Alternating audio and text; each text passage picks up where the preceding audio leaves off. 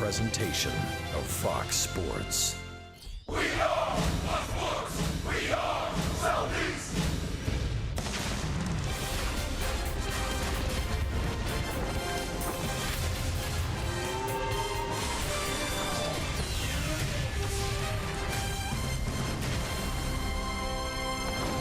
Well, all the baseball fans are saying hooray for Hollywood. The Los Angeles Dodgers are the hottest story in Major League Baseball. They boast the best record in the major leagues. They've won 31 of their last 35 games. And now the Atlanta Braves begin a very important road trip and start a 4-game series tonight here at very loud Dodger Stadium. Hi again, friends. Chip and Joe, welcome back to the ballpark. How in the world do the Braves and the rest of Major League Baseball slow down this red-hot Dodger ball club? Something they have not done, Joe, in a long time. 31 out of 35 games have gone into the win column. And they've won 11 in a row. They're going to try to make it 12 in a row tonight, which will be the first time a Dodger team has done that since the mid-70s.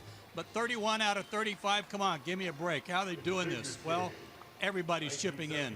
They are scoring a ton of runs. They're getting great starting pitching, and they have an outstanding bullpen capped off by Kenley Jansen, a terrific closer. 181 run differential. They're not squeaking by. They're blowing people out. Well, I know you love the nature boy Ric Flair, and he would say to be the best, you've got to beat the best. Woo! That's what Atlanta's going to have to do on this very important road trip. 4 with the Dodgers, 3 with the Diamondbacks, 2 teams that the Braves would like to face in playoff competition if they can get there. This is going to be a big series right here against the best team in baseball. As a deadline for the trade deadline approaches, you know, the Braves are looking at that closely and trying to figure out, walking that line, are the Braves contenders or not.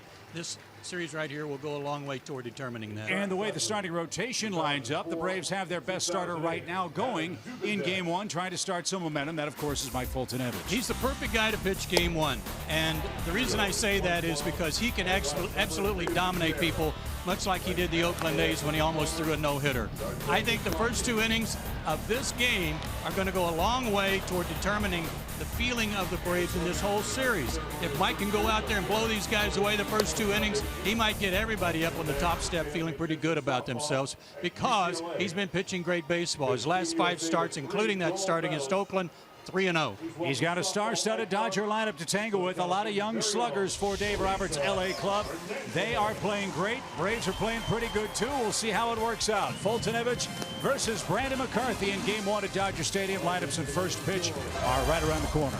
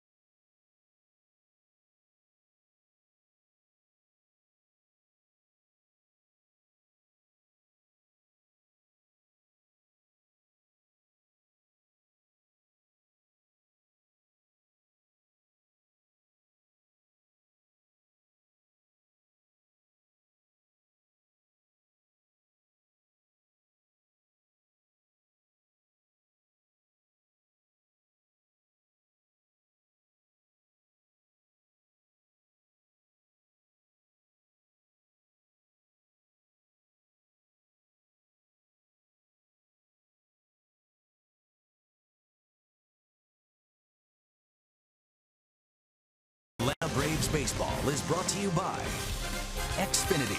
Xfinity X1 will change the way you experience TV. And by Delta Airlines. Chamber of Commerce Day here in Los Angeles. Not a cloud in the sky above Dodger Stadium. A gorgeous view of the San Gabriel Mountains off beyond the left and right field pavilions.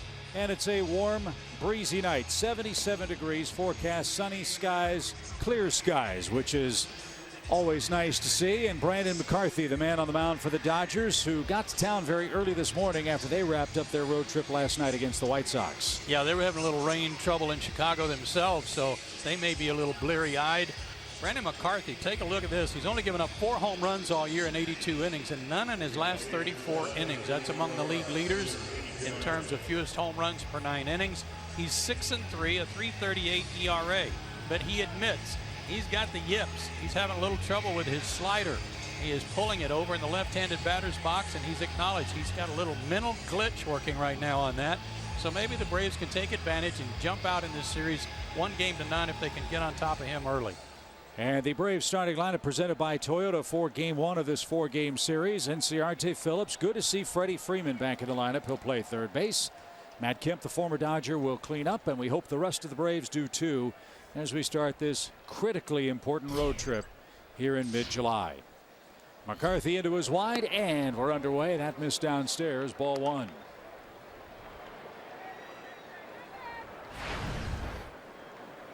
Ender having a terrific year for the Braves, 36 multi-hit games.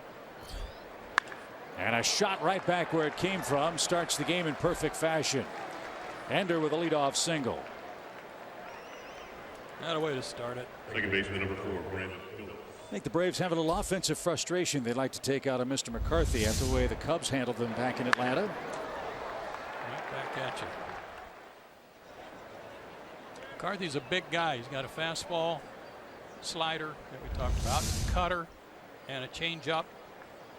His two-seamer is really a good one. He gets a lot of ground ball outs.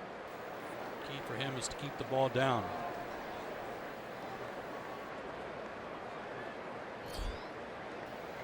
Brandon Phillips, the batter. Brandon 10 for 20 at the plate since the All-Star break. And that's into the seats right side. No balls at a strike. One thing about Brandon McCarthy has been health. This guy has had as much bad luck with various injuries since putting on a Dodger uniform. This is only his 30th game because of elbow, hip, shoulder, and knee issues. But when healthy, he's been awfully good. 6-3 this year with a 338 earned run average. Great big tall guy, 6'7", 225, born in Glendale, California, right here in the LA area. Grew up in Colorado Springs.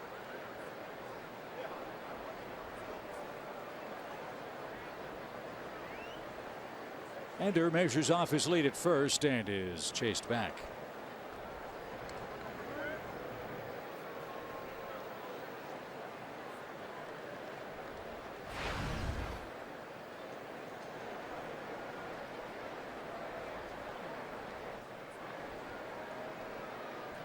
One ball, one strike. As always, a late arriving crowd here in Los Angeles. And Ender's running, got a great jump, and it's rolled toward third. Turner's going to throw on the run, and Phillips is the first out of the ball game. Enciarte to second with one man down. Dodgers have made 54 errors this year, but it's not the number, it's the end result. Only 18 unearned runs have been scored because of those Dodger defensive miscues. So Freddie Freeman, the batter, with a man at second and one out. Might recall Freddie had to leave the game against the Cubs because of a virus. Back in the lineup here for game 1 tonight.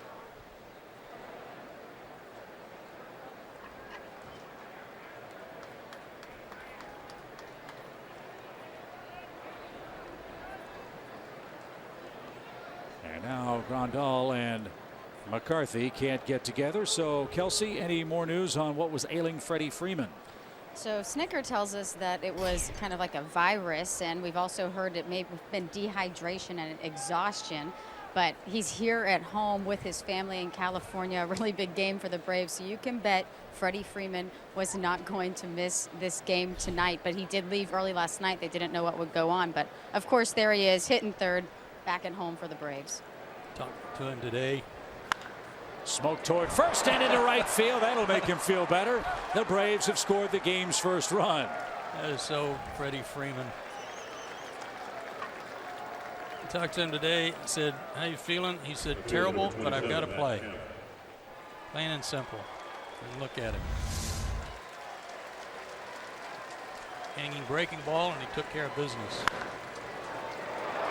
And Matt Kemp coming up. Let's see what the fans here say for Matt Kemp. They gave him a nice hand as he made his way into the batter's box. Matt had some terrific years with the Dodgers. Frankly, should have won the MVP one year here. His bat's starting to come to life for Atlanta. Matt at 291, 13 homers and 45 knocked in. And he shoots that one into the seats to our right. No balls and a strike.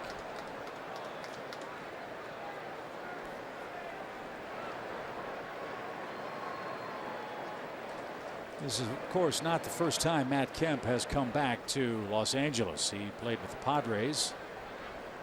So he made a handful of visits as a San Diego performer. So the road clubhouse, not a strange place for him.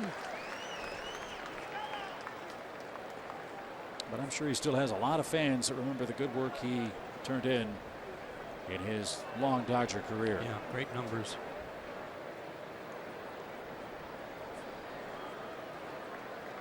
No balls, 2 strikes. Showed some signs in the homestand of his legs feeling a little better. He's swinging the bat better. Get a home run on the homestand. Took an 0 for 4 yesterday, which kind of lowered when you look at 6 for 22. That doesn't sound like a real good homestand, but 6 for 18 was. And hitting some line drives to right center, which was a very good sign. Freeman's running, and Kemp fouls it away. Okay, then. Yeah, Brian Snitker said before the game that he was going to monitor how Freddie Freeman felt. It was very hot and muggy during batting practice here. And now that the sun is starting to dip below the horizon, much cooler weather on the field. Brian Snitker hoping that's going to help Freeman feel better as this game moves along. Well, that dehydration or virus is not something to mess with, especially as hot and sticky as it was back home. And then a cross-country flight on the team charter for Freeman, who was bundled up in blankets for most of the 4-hour flight. I think everybody on the plane was ready for blankets and a pillow last night. Everybody exhausted from the last couple of days of the homestand with those rain delays. And then the early start yesterday. Kemp shoots one to right field. That's going to get down for a hit. Freeman had to hold up. Now he's going to make the turn. Puig's throw is going to be to third. It's going to be late. Turner dropped the ball, and the Braves have runners at the corners with 1 out. Whatever Freddie Freeman's got, I think maybe I need some of that. Boy. And I love the fact that he took advantage of Yasiel Puig kind of nonchalanting it after this ball, just assuming that nobody would run on him, especially when Freddie had to freeze to make sure the ball went through. But you could see Puig there flat-footed, didn't charge it, and Freeman took advantage. Good hustle. So a chance for a big inning and a big lead for Mike Fultonevich. This is Matt Adams. Took a lot out of Freeman right there. That's hammered toward left. That ball is headed for the corner. It's going to bounce into the stands for a double. The Braves are teeing off on Brandon McCarthy here in the first inning. It's 2-0 on 4 hits. Number 22, Nick Markakis. No chance for Chris Taylor to get that ball as it bounced into the seats. Fastball down the middle, missed his target. Two-seamer trying to cut it away from him a little bit, but Matt drilled it. That's a good sign for him too. He's going the other way. 44th RBI. Let's get greedy. It's 2-0 for Nick Markakis. Nick has 4 hits in his last 20 at bats, but maybe a good road trip is what he needs to pump that average up again. And McCarthy's a man he's seen a lot from their days together in the American League.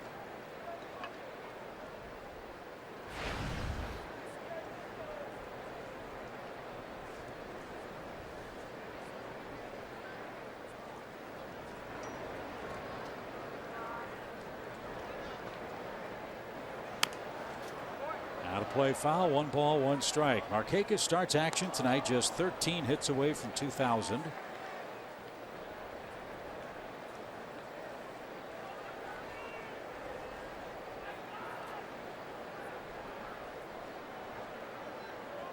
And he did not start the series wrap up against the Cubs yesterday, so he ought to feel pretty fresh tonight. Braves looking good, up 2-0.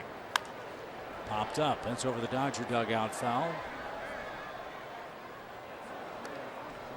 In the old days, you used to really have to hit it a long way for it to be a foul ball. Not so much anymore. There's almost as much foul territory here as there was in Oakland. Behind the Dodger dugout, where that walkway is where the wall where the dugouts used to be.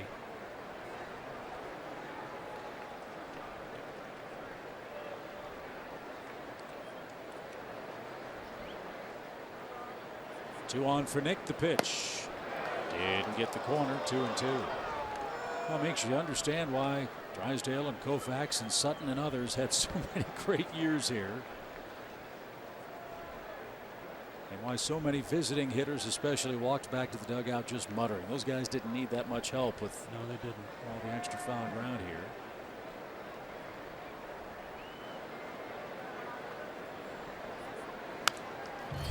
Back to the screen. Good battle here with Markakis. Nick's doing a good job of looking middle away and fighting off these pitches that are in.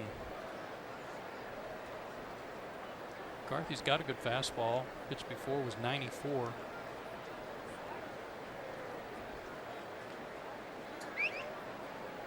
But if you determine early on if he's pulling that slider and not be able to throw it for a strike, advantage for the hitters to eliminate a pitch. Boy, not much of a pause before he turned that pitch loose, and it missed anyway. Full count. That was not a bad looking pitch. Chris Conroy behind the plate tonight.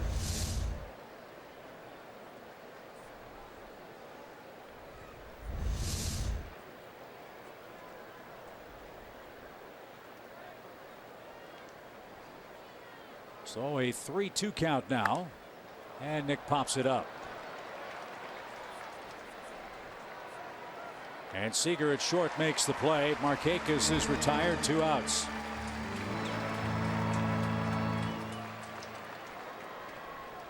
So it's up to Kurt Suzuki if the Braves are to add to their 2-0 lead. And Rondal and Chris Conroy talking over that last sequence with Markakis. With the way the Dodgers have been scoring runs, those 2 guys out on base right now are huge. Even though it's the first inning, the Dodgers, over this great stretch they've been on, have been averaging over almost 6 runs a game, but over 5 per game. So get a bunch early, then add on.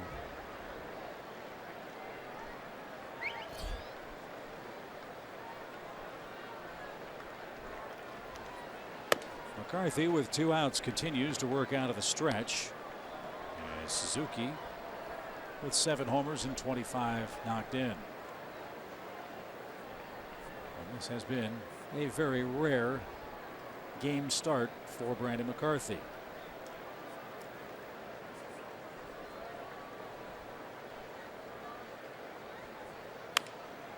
Little pop, and Chase Utley at second base is there and makes the play. The Braves got 2 runs on 4 hits, but it could have been so much more. Markakis and Suzuki pop out. Mike Foltynewicz leads by 2.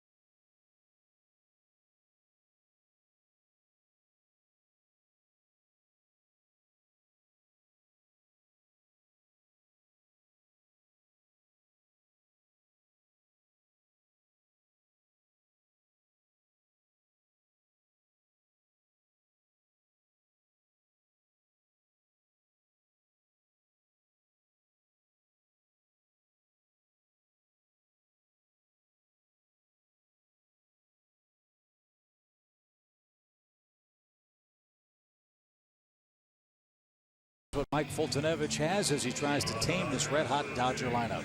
Well, take a look at this line on Mike Fultonevich. In his first 17 starts, he's allowed 3 earned runs or less. Bet you didn't know that. He's allowed a predominant number of his runs in only 3 starts. His 4 keys to pitching success tonight. As I said in our opening comments, first and second inning I think are going to be huge, not only for this game but for the series. For him to establish that he is here to win and to maybe blow some pitches by him. He's going to need his changeup too, especially to the left-handed hitters. That's going to have to be sharp today, not in the middle of the plate. And he faces a longtime Braves nemesis, Chase Utley, who leads off and plays second base for LA. Utley hitting .224 for the year with 5 home runs. The number that just jumps out when you look at this Dodger club is their run differential. 181 more runs scored by the Dodgers than they've given up. As you said, they are not playing many squeakers, are they? No, they're not. Blowing a lot of people out. The Astros the closest to 166. And then it really drops off. There's a strike. 2-1 for Utley. Seager and Turner to follow for the 66-29 Dodgers. They feature Clayton Kershaw at the top of their rotation. We'll see him here on Sunday afternoon. The pitch is grounded to first. Adams has it. He'll race to the bag and beat Utley. And Mike gets a ground ball out to start his night. Good way to handle this Dodger starting nine. Corey Seager's the shortstop. He bats second on Dave Roberts' Toyota starting lineup. Justin Turner leads all of Major League Baseball with a .372 average. Cody Bellinger, 62 RBIs, leads the Dodgers. He's got 26 homers. Taylor, Grandal, Peterson, and Puig. I mean, this is a powerful, young, homegrown Dodger lineup.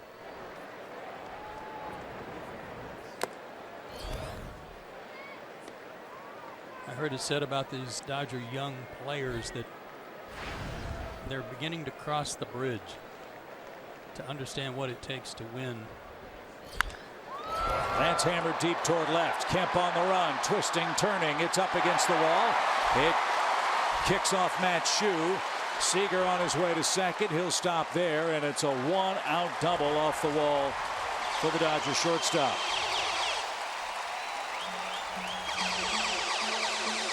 Most of these players already have some time in the big leagues, including Seager, but now they're learning from guys like Chase Utley what it takes to show up every day and to win every day.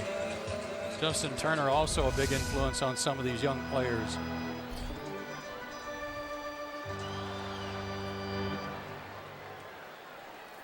Pretty good rankings there, I think, for Mr. Seager. That's how he became an all-star again. So here's Turner hitting .372. That's right. Justin Turner at .372. A former Met who has found new life with the Los Angeles Dodgers. Missed some time. Doesn't have as many at-bats as a lot of people. 247 at-bats. But his career really changed here. He was a utility player in New York. Came here, changed his swing, developed a leg kick in his setup, started driving the ball, and signed a huge new deal with the Dodgers this year. 4-year contract for Turner, who hit 58 home runs in 8 years with the Mets. In 3.5 years with the Dodgers, including his 11 this year, he's hit 61 homers, and this is not an easy place to homer in, is it? It is not. Tommy Davis, 1963. You heard me talking about Tommy Davis over the weekend as a hitting instructor.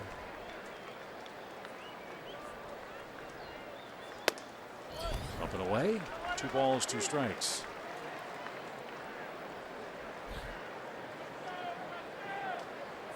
Turner has a 35-point lead over Bryce Harper for the top average in the National League.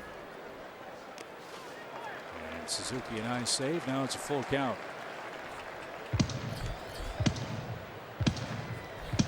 Leave that guy on the bases. Whether he makes it to third or not, doesn't matter. Just keep him from scoring. Go back to the dugout with your 2-0 lead. Make a good pitch right here, 3-2. This is one of those times where you need a strikeout. Won't happen. He walked him. First and second.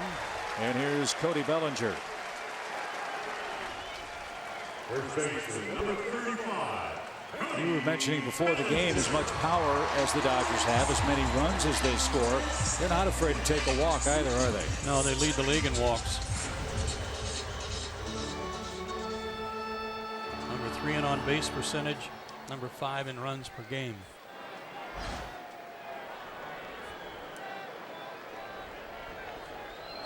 So our first look at Mr. Bellinger. Non-roster player for LA, and he just lined the first pitch into center field. That's going to score a run. It's a 2-1 game. 63rd RBI.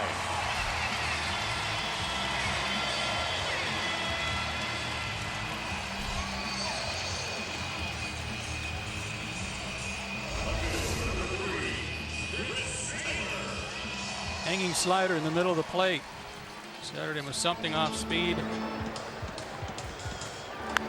the mystique that he may have had on these guys, the advantage he had since only Utley was the only guy in the lineup that had ever faced him before, that suddenly's gone.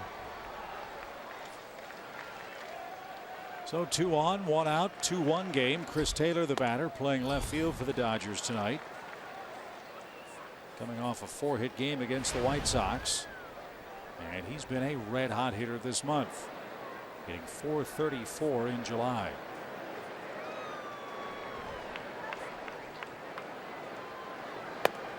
He kind of fizzled out in Seattle. But the third base coach, Chris Woodward, had known him in Seattle, made a recommendation that they sign him. And then Taylor made a huge, in the offseason, made a huge change to his swing, and he went to a leg kick. He drives that ball to deep center, but Ender's going to catch that. Runner at second is going to tag. The throw comes toward Freeman at third. It is late, and Bellinger moves up as well. So now the Dodgers have 2 in scoring position with 2 outs.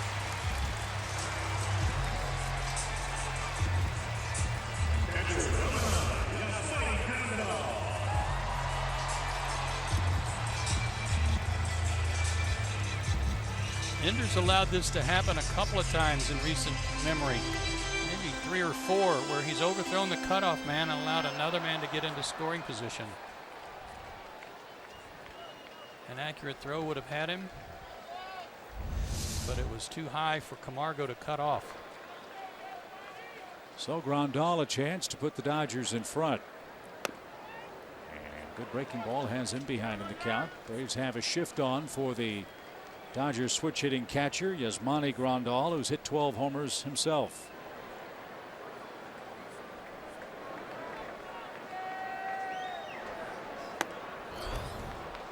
And now Mike a strike away from preserving the lead and turning things over to the offense.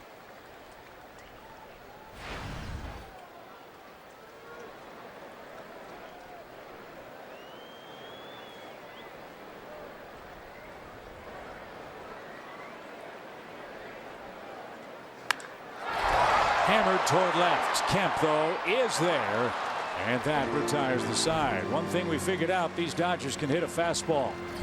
They pick up a run in the first inning. Braves coming up in the second with a 1-run lead.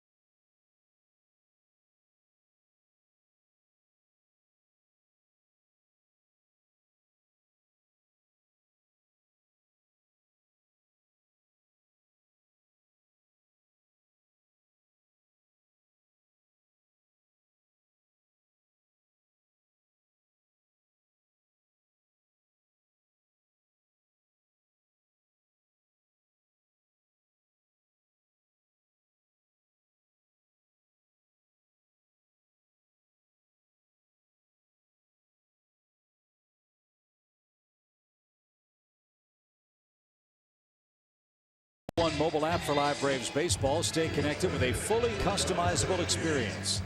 Get Atlanta Braves home screen icons and app features, as well as game day, live game video highlights, radio broadcasts, StatCast, news, and more. Download MLB.com and bat today. One of your keys, the first couple of innings for Atlanta. The Braves bats got 2 in the first. Mike Fultonevich allowed 1 in the bottom half, so it's a 1-run Atlanta lead after 1 inning. See if they can get that run back and some more. This is such a potent lineup for the Dodgers that you just got to keep adding on. Yeah, we hope that second and third situation with 1 out doesn't come back to cost the Braves. As Johan Camargo leads off the second. Johan playing shortstop. At .317, a homer, 14 knocked in.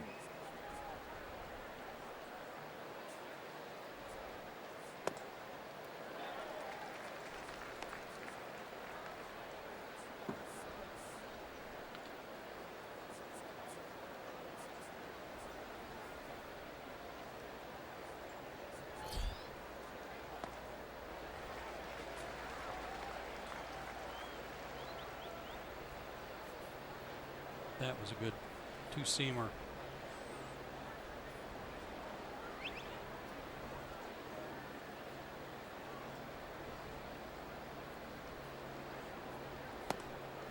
And he just struck out on 3 pitches. So the first strikeout for McCarthy brings up Mike Fultonevich. The Braves starter has an 0 for 26 run working at the plate.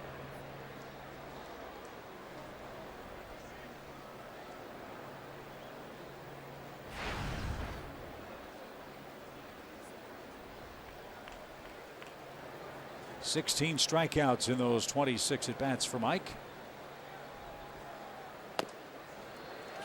And strike 1 called.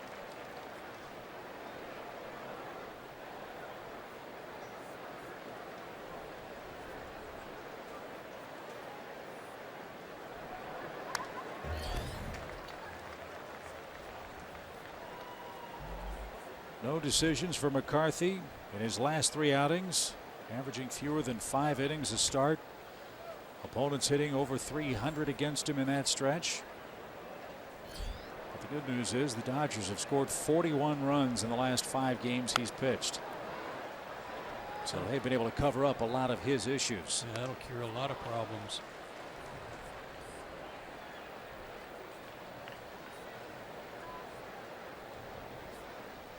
Last start against the Marlins.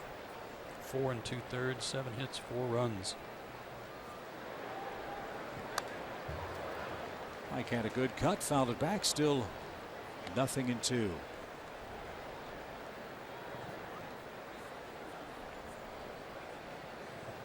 So both these guys have their first inning out of the way. Let's see if they can settle in. Braves up 2-1 after 1.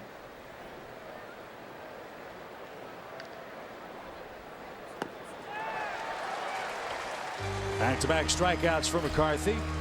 And back to the top of the order, and Ender Inciarte.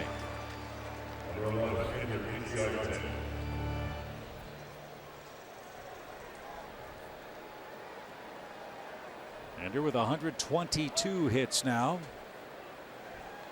He began the day in second place in the National League in that category, behind Charlie Blackmon of the Rockies, who has 129 of them.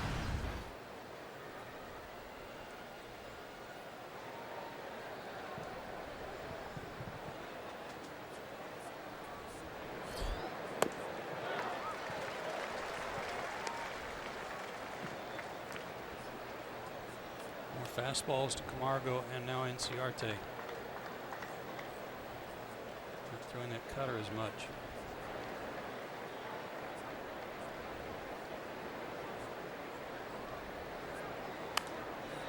Fouled away left side, and just like that, it's 0-2.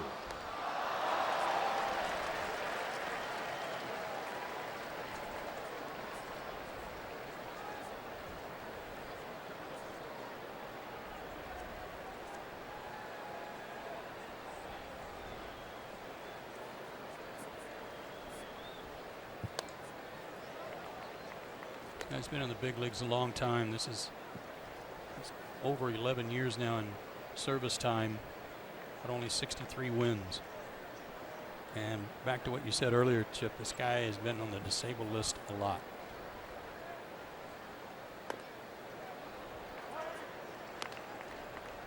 Right scapula stress fracture. Right shoulder inflammation. Strained right shoulder. Tommy John surgery that cost him almost 2 years. Then hip problems. I mean, it's been one thing after another for McCarthy. He broke in with the White Sox in 2005. Did he go? Yes, he did. And McCarthy just struck out the side in the second inning. Dodger bats go back to work. It's a 2-1 Atlanta lead.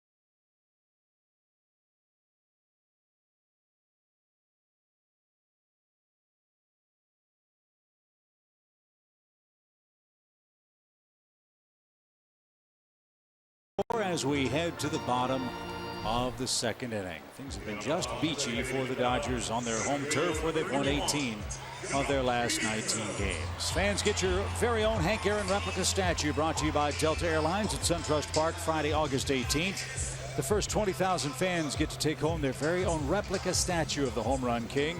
Visit Braves.com/tickets and get your seats today.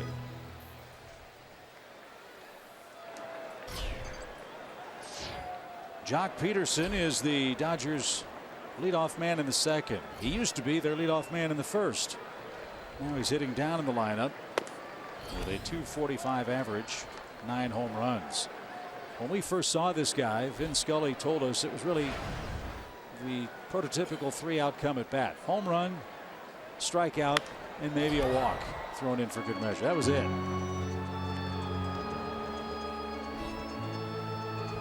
51 punch-outs and 188 at-bats so far on the year. Still striking out quite a bit. In his 2015 season, Peterson hit 26 homers, drove in 54 runs, and he led off. But the eye-popping number, 480 at-bats, 170 strikeouts, and 92 walks.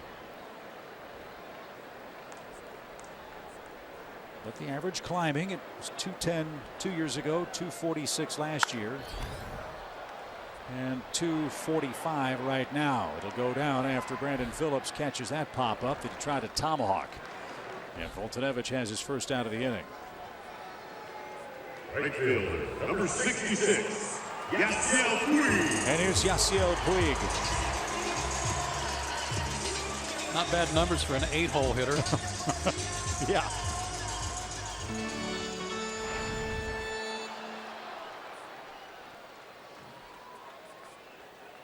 Eleven of those home runs have come here at Dodger Stadium.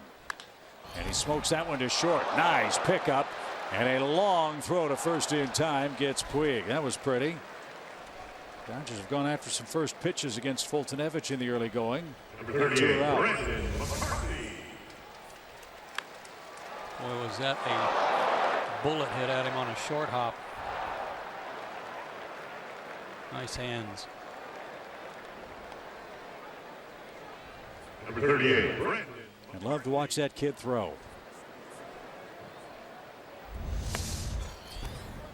So we've got a battle on the mound. We've got a battle in the batter's box between Fultonevich and McCarthy. Mike is 0 for 27. McCarthy's 1 for 22.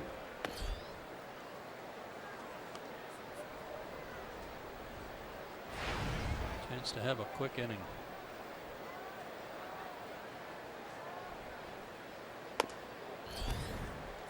That was in a good spot.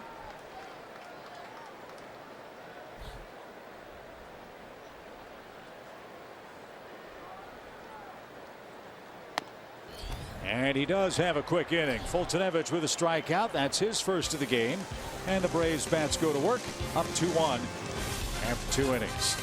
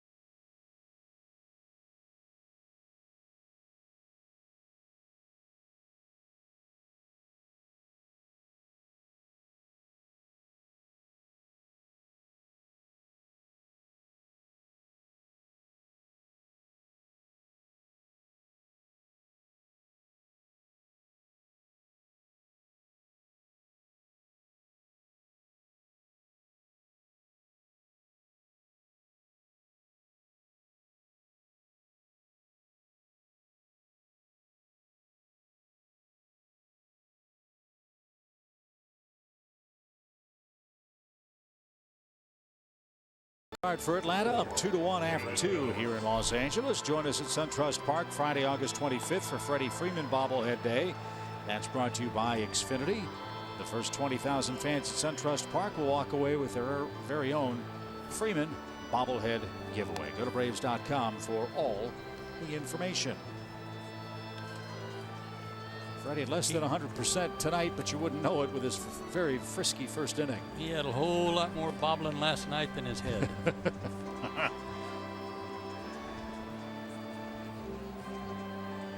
A single, an RBI, and a run scored. The second of the 2 Atlanta runs against McCarthy. So we go back to work. Brandon Phillips grounded out to Justin Turner at third base for his first at bat of the night. Great homestand for him. Came out fresh from the break. Felt good. Got a day off yesterday. Doesn't that seem like a week ago? Yeah. That's down the right field line. Long run Puig. Still going, still going. Dives, can't get it. It's behind him and up against the fence. Phillips is around second on his way to third. He's going to make it there easily.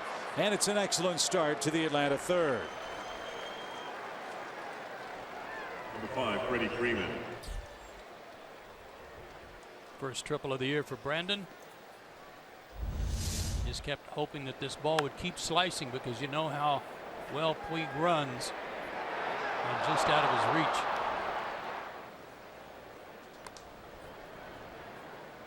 In fact, way out of his reach. No reason to really dive for that.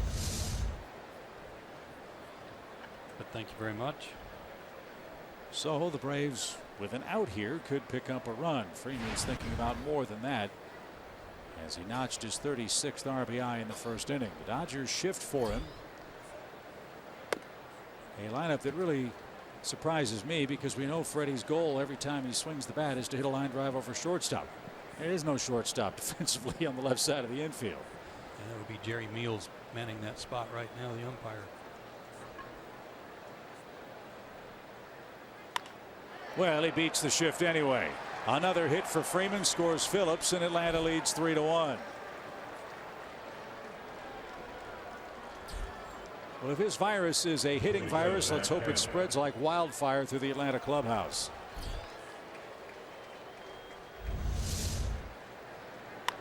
'37th RBI. It goes in the box score as a base hit. It's not real descriptive as to how hard you hit it. Cutter that he fought off and dropped it out there.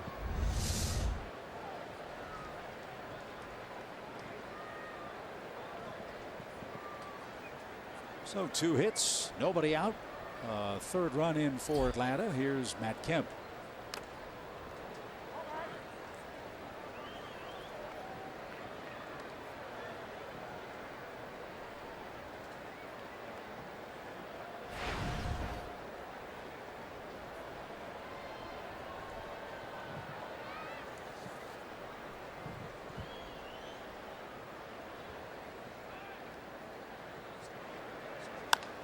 Up the middle, Utley right there. The flip to Seager and the double play. Matt Kemp is now hitting to 20 twin killings this year.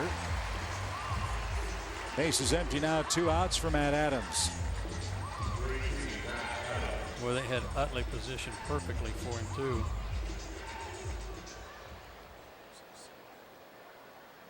So 2 for the price of 1 for McCarthy. Adams doubled home Freeman in the first. His double went to left.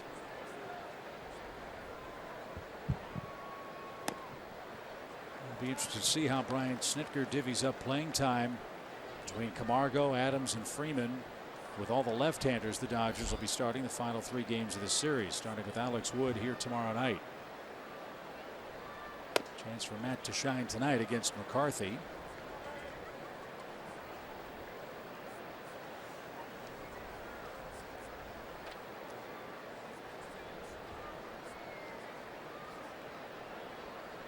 Matt hitting 190 against lefties. Low and away. 2 balls and a strike. Well, he is 0 for 1 against Alex Wood. He's never faced Rich Hill. And against Clayton Kershaw, you're going to have a decision to make. He's 4 for 13 with a double and a homer.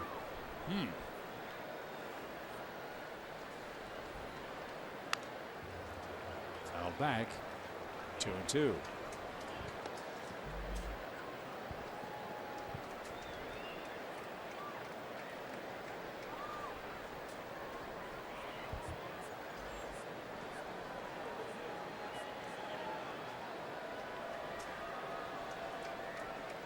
McCarthy ready. Here's his offering.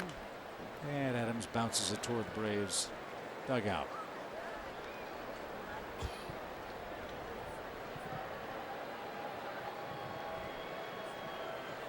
Dodgers are 39-11 here at Dodger Stadium. And they're 14-3 against Eastern Division teams that visit Los Angeles. The pitch. Golfed again, out of play. But you know what? The Braves have a good record against the West. 12-5. They have not had a lot of success here in this ballpark, though, in recent years. Lost 8 of their last 9 here. Well, let's change it tonight. Off to a good start. Good cut. Seen a couple of breaking balls trying to go to the back door. He took one and he fouled off another, and then tried to rush that fastball by him, and he was right on it.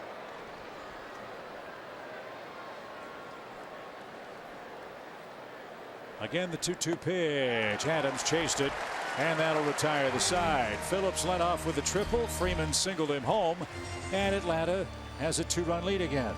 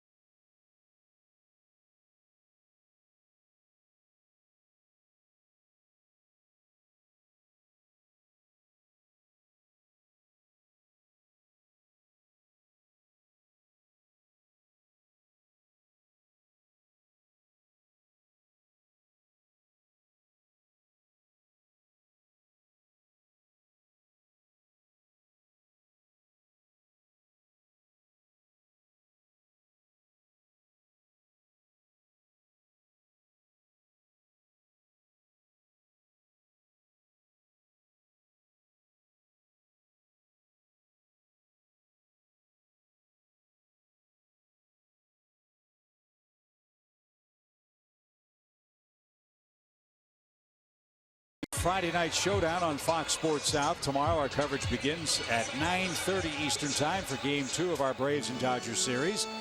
The Friday night showdown is presented by Kaiser Permanente. Alex Wood will start for Los Angeles. For now, Jaime Garcia is listed as the Braves starter. There's been a lot of chatter before the game that the Braves and Minnesota Twins are nearing a potential trade of Jaime Garcia. Nothing officially has been announced as of yet. If it does happen tonight, we'll be sure, of course, to let you know. Utley, Seager, and Turner coming up for LA. And roll foul. Joe, one of your keys. First couple of innings will be very important for Mike Fultonevich tonight. Well, the second inning was outstanding. Bottom third of the order. Got Peterson on a pop-up. Got a good defensive play behind him to Puig and put the pitcher away. But it was the first 6 guys in the first inning that went up there hacking at him. Even Utley, when he grounded out to lead off the game for the Dodgers, he hit the ball hard to Adams.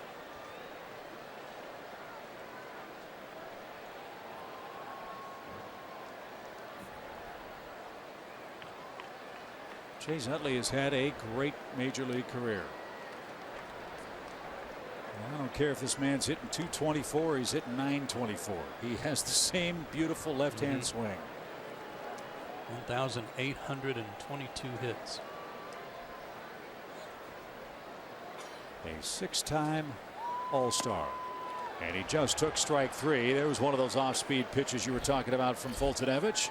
He's got his second strikeout. Number 5, Corey Seager. Talked to Mike in Atlanta and asked him about the circumstances in which he's been pitching of late. I mean, if you think back, he has not had many 5-0 leads to play with. He's pitched a lot of 2-1, 3-2 games, and I think that's really helped him learn how to manage a game. As he said, his worst enemy at times was his fastball because he just rear back and fire, and when he threw, he got hit.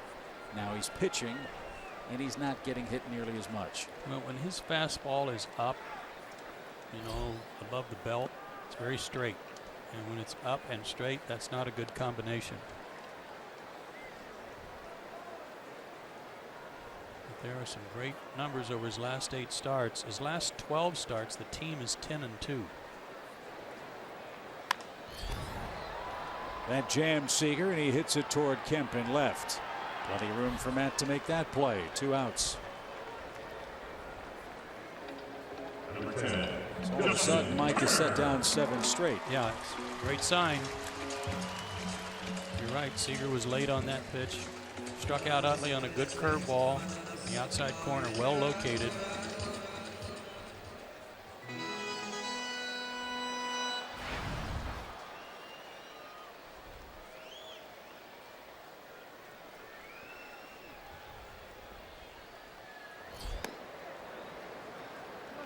You mentioned the leg kicks that these Dodgers hitters are employing now.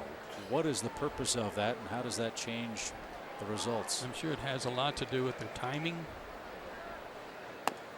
They stay over their back foot, try to generate a little more power by planting that front foot firmly. Mentioned Taylor changing his swing. He watched a lot of video of Ryan Zimmerman, of his teammate Turner, and some other guys who employ that leg kick and with good effect, and he decided to try it. Had a hitting coach that worked with him on it during the winter time, and it's really paid dividends for Chris Taylor too.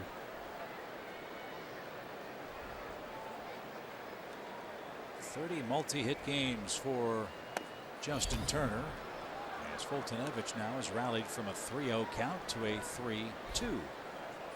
You would guess that the hardest part about it is to stay back. Once you get on one foot, tendency would be to lunge forward. Turner walks for the second time. And that brings up Bellinger, who jumped on the first pitch he saw and singled home a run. Now he's on a roll. He retired, what, 7 in a row? This is not a competitive pitch. He pulled that, trying to throw a 2-seamer to back up over to the outside corner, like trying to get him to give up on the pitch instead of competing and trying to get after him and make him swing the bat. Resulted in a walk. Is it too early to go ahead and give this kid the Rookie of the Year award? 26 home runs. No, not. 62 RBIs.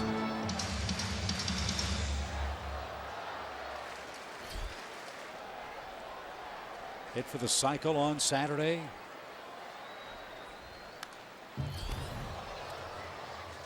And here are Bellinger's rookie rankings in the National League. I think that's going to help his case. Yeah. 982 OPS. How about that There you pitch? go. There's that changeup or something off speed from Fultonevich, who strikes out his fourth man. Turner's left at first base. Mike has a shutdown inning. He leads by 2, and Nick Markakis is coming up in the Atlanta fourth.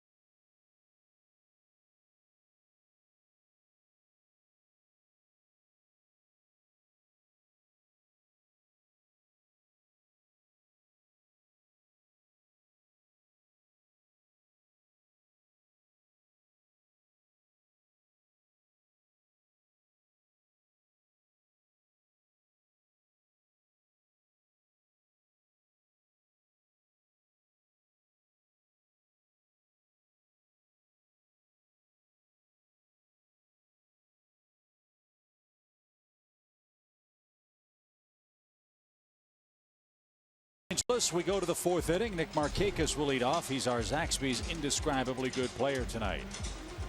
Last 31 road games, great average. Good numbers against the Dodgers in his career, and especially here in this ballpark. This may not be a great home run hitter's ballpark historically, but it's a good hitter's park from the standpoint of being able to see the ball. The lights here have always been as good as it gets in baseball. You got a good batter's eye.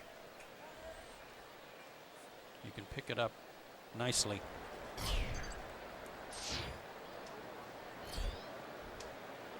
Three runs on 6 hits for the Braves, who got 2 runs in the opening inning. Brandon McCarthy delivers and drops a strike in. It's 0-1.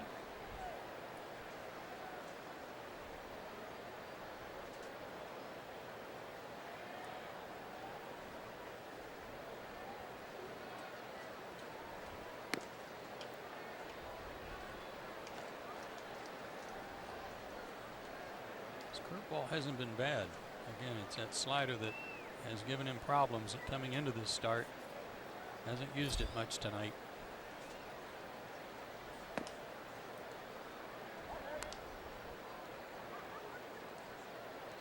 He pitched Nick awfully tough in the first inning and probably saved himself at least 1 run, if not 2, when he got him to pop up.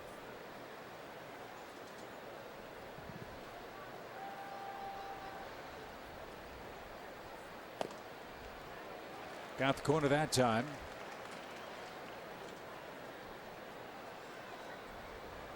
It's 2-2.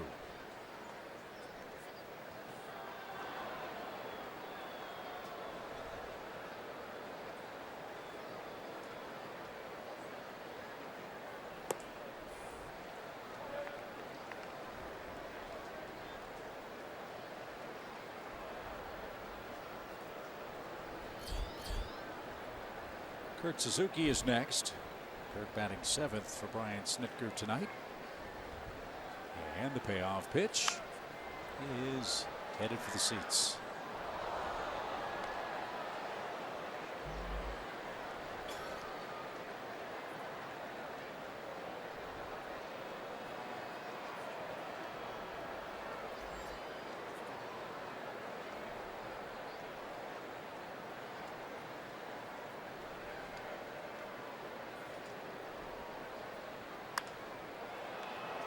That's lined to the left side, out of play.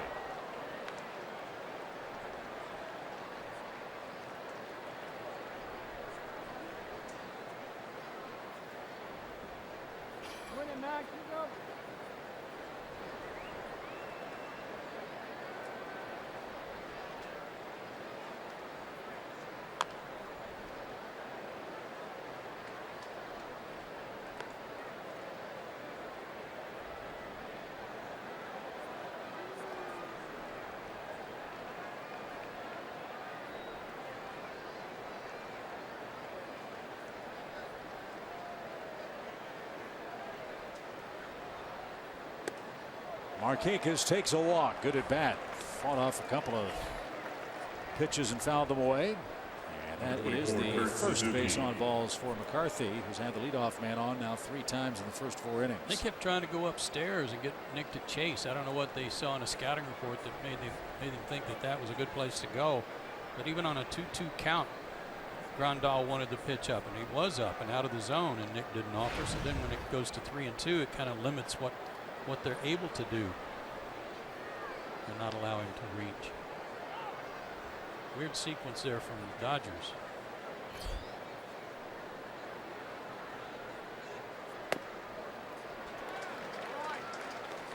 Again, a good curve.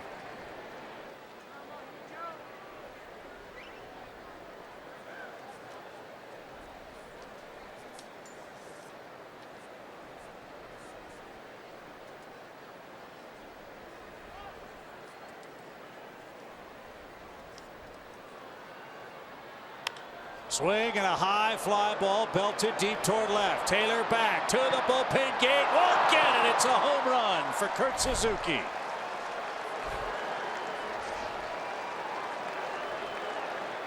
Man, oh man, is this guy hot.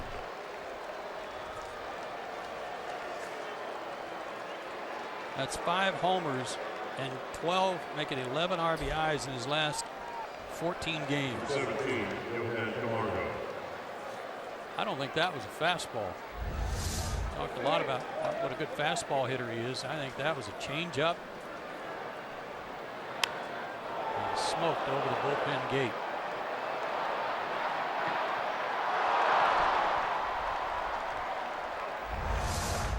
So a 2-run homer extends the Atlanta lead to 5-1 now.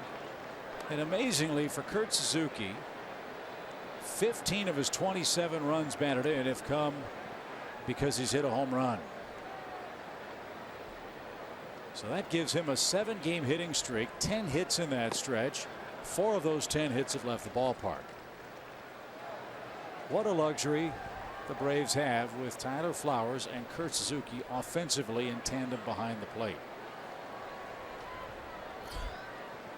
Atlanta cashes in the leadoff walk. And it's a 4-run lead now, and that one's smoked by Camargo the other way. That's the first homer allowed by McCarthy in what, 37 innings? Yep.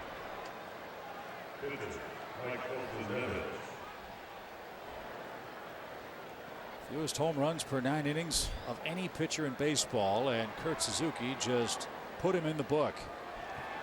And now Fultonevich will try to lay down a bunt. He's got 5 sacrifices on the year.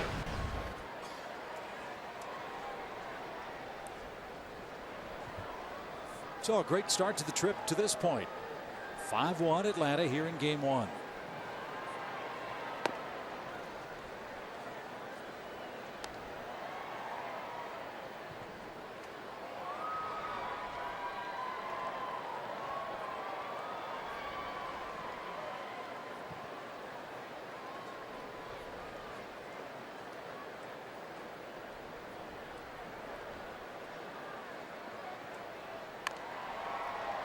The bunt's back to the mound. There's only one play, and it's made.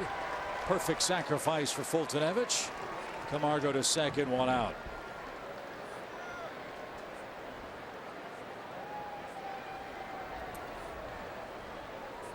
Center fielder Ender Inciarte. Good job by Fulte. Sixth sacrifice. Got to put him second on the team, doesn't it? Behind Tehran.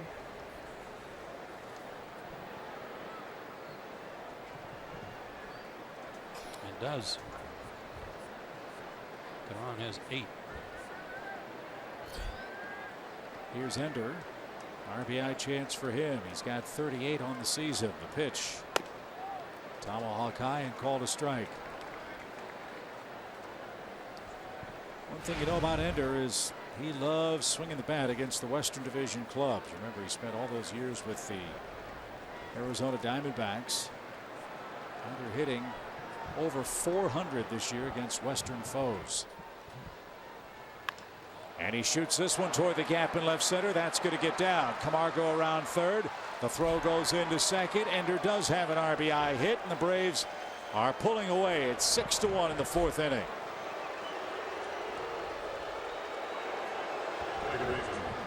It was a tough crowd. Teams won 11 in a row and 31 out of 35, and they're booing after McCarthy gives up another RBI hit. Nice job by Ender. He had 2 hits yesterday. He's already got 2 tonight. That's 4 hits in his last 5 at bats. So 37 multi-hit games for the Braves All-Star. Brandon Phillips tripled and scored in the 3rd. It is a 6-1 Atlanta lead, and the Dodger bullpen is beginning to work.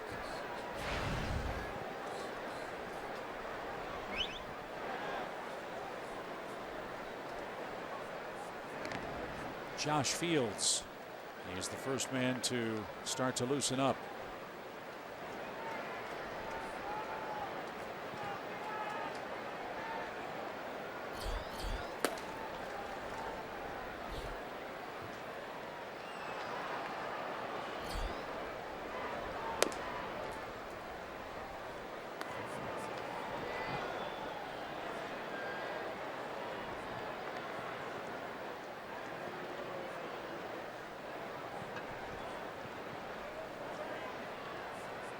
Everything going wrong for McCarthy, everything going right for the Braves tonight.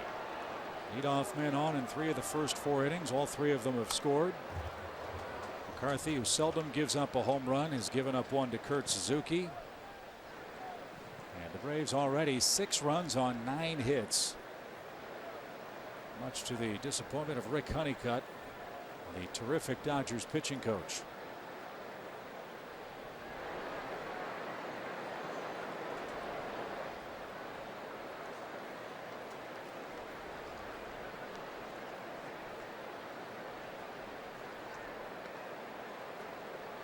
Debbie Honeycutt make their home in Ringgold, Georgia.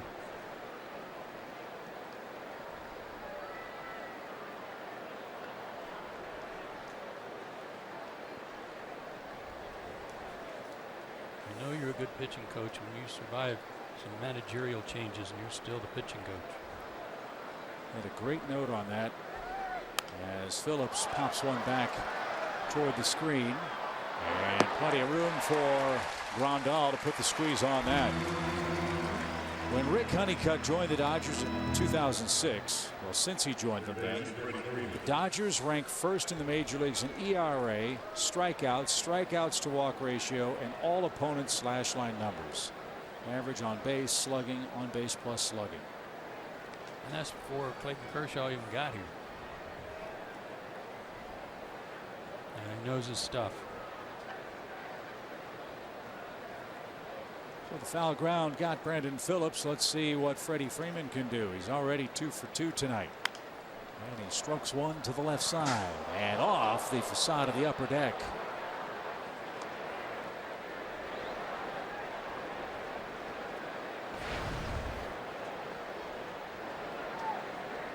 Two in the first, 1 in the third, 3 here in the fourth for the Braves offense.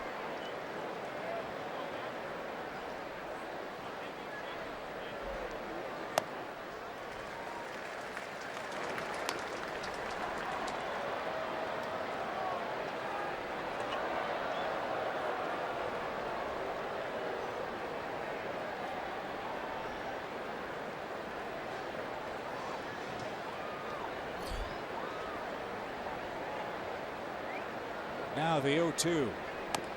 And Freddie didn't get it, and that will retire the side. A leadoff walk, and then Kurt Suzuki hit a 2-run homer. Enter Inciarte follow with a run-scoring hit as well, and the Braves are teeing off on Brandon McCarthy. 6 runs on 9 hits. 6-1 Atlanta in Game 1.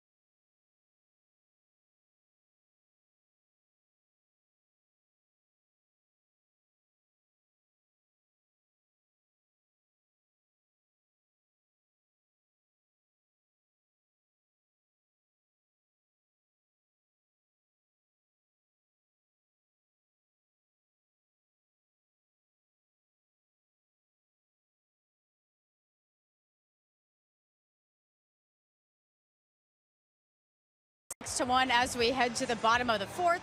Mike Foltynewicz back out on the mound for the Braves, and he's looked pretty good. Now, we've told you his superstitions before with pizza. He has pizza before every start. He also wears these pizza socks during every single start. So he has a pizza obsession. Chip and Joe, the socks are working. He wears the same ones every single start. So, you know, if it ain't broke, don't fix it. He's throwing pepperoni at him tonight. I'll say that, Kelsey. And some high cheese. Yes, exactly right.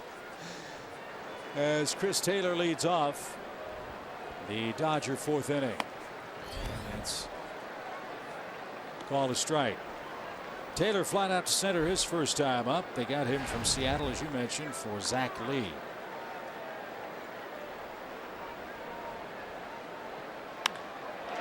In the air to left, that's going to get down for a leadoff hit. See, that swing was primarily just timing. It was his leg kick is not as pronounced as Turner's or Zimmerman's, but it's just a big-time timing effort for him. Generate some bat speed for him, maybe that wasn't there before.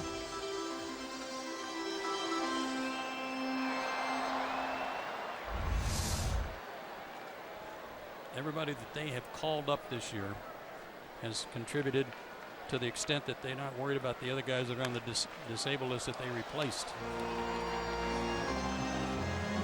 Fouled back by Grandal. They've got some big names on their DL.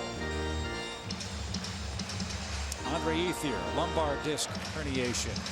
Adrian Gonzalez is out with a sore right elbow. Haven't missed a beat. Nope. Butted foul by Grandal. It's 0-2.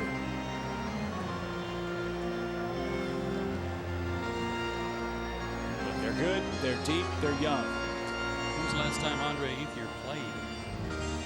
That's an excellent question. It's been a couple of years, hasn't it?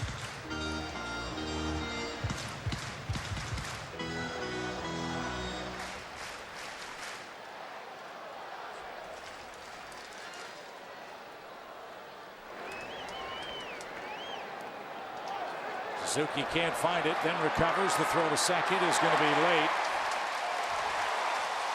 Taylor saw the ball in the dirt and moves up 90 feet. Ethier only played 16 games last year, and they were all right at the end of the season.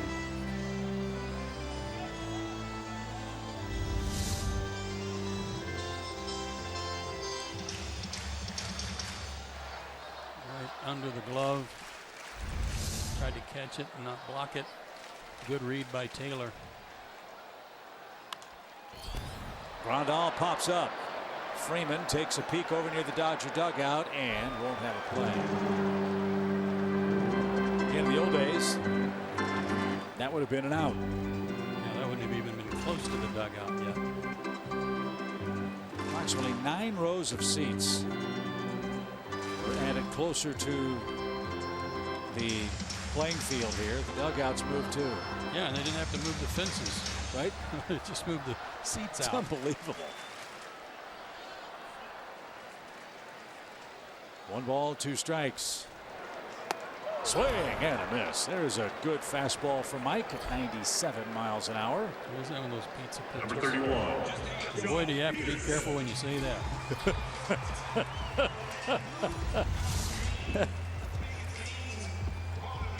As you said, above the belt, it's awful straight, but 97's a great equalizer, isn't it? Yep.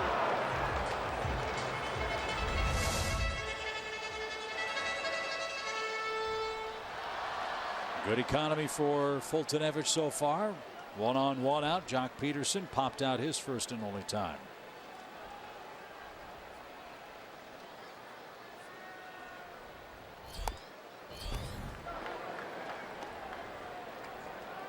We just saw the Cubs in all their dizzying array of #1 picks that have come to the major leagues as offensive players.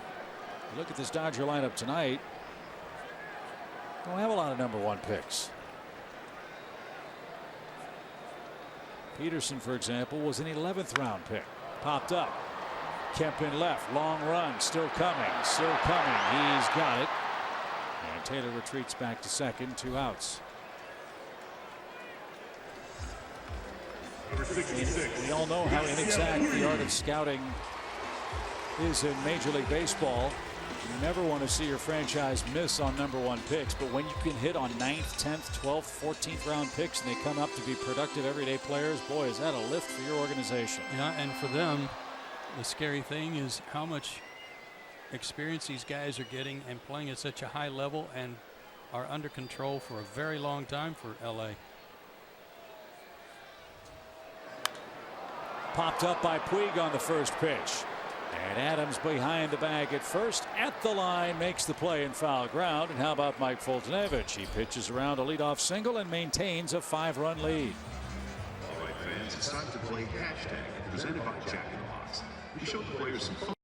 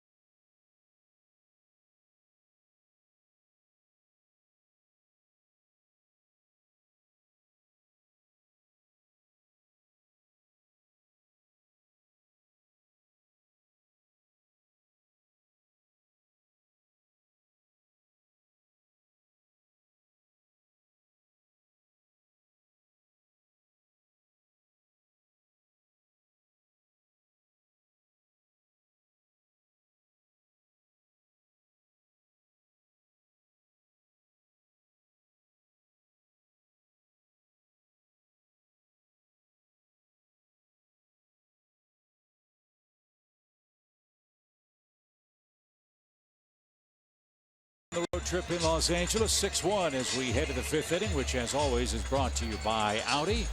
Beautiful views of the Santa Monica Pier. And on Olympic night, some of the Los Angelinos are practicing their Olympic ring routines Oceanside, just a few short miles away from Dodger Stadium. Yeah, it took me a while to get across those. They're wider spacing than I'm used to.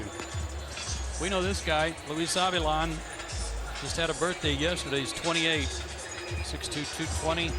Came to the Dodgers from the Braves with Alex Wood, Jim Johnson, Jose Peraza, and Bronson Arroyo. They took on Arroyo's contract. And Atlanta got Hector Oliveira, Paco Rodriguez, and Zach Bird. That one didn't work out the way Atlanta had hoped. Nope. Doggone it.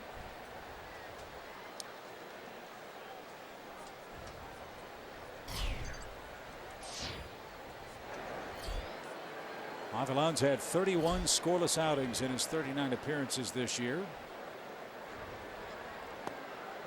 We'll see how Los Angeles plays it, because the pitcher spot is coming up first in the home half of this 5th inning.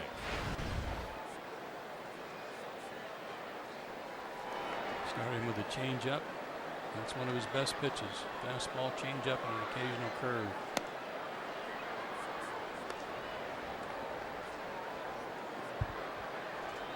Bruce looks like he's in great shape.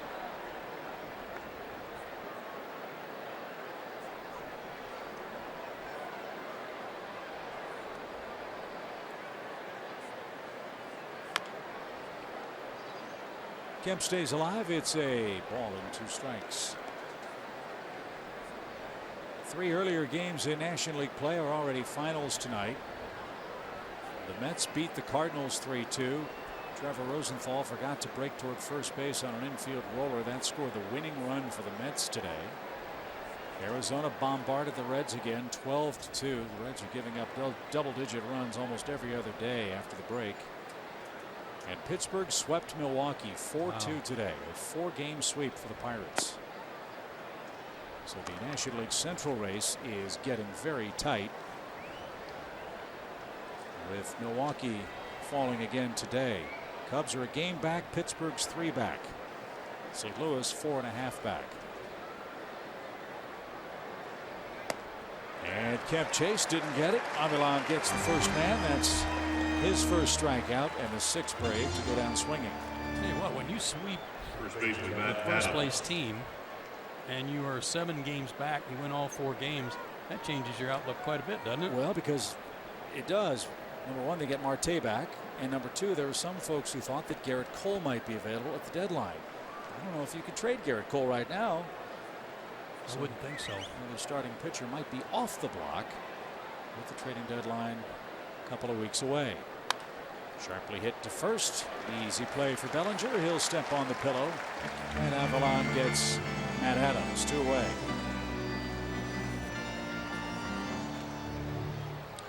You don't want to trail the Dodgers because their bullpen is excellent. The man at the end is probably the best in the business in the National League, Kenley Jansen.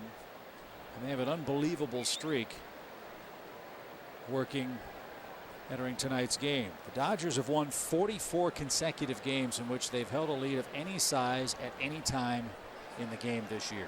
They're 44-0. Wow. So I don't know if I've ever heard of that. You do not come back and beat the Dodgers if they get in front. Atlanta jumped on them with 2 in the first inning. LA got 1 in the first. Since then, Mike Foltynewicz has kept him off stride. He leads 6-1.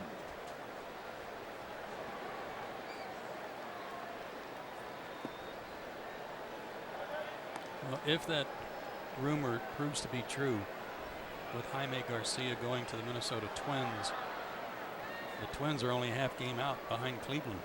They're hanging around. 48 and 46 on the year.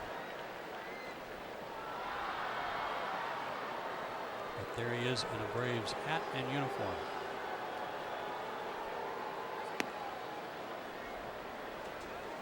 If Dad were here, you know he would ask, right? If that trade goes through. You think we'll get Bartolo back? He might also ask, is that a cardboard cutout?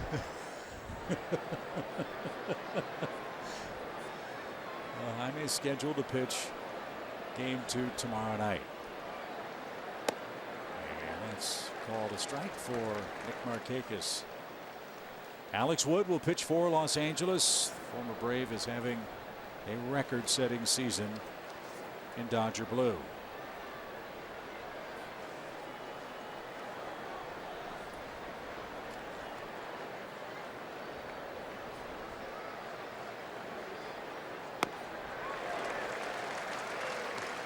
Yeah, he's 11-0. Alex Wood, a 156 ERA, 14 starts, a 173 batting average against him. And like McCarthy, he doesn't give up homers, only 2 on the year. Full count pitch for Markakis.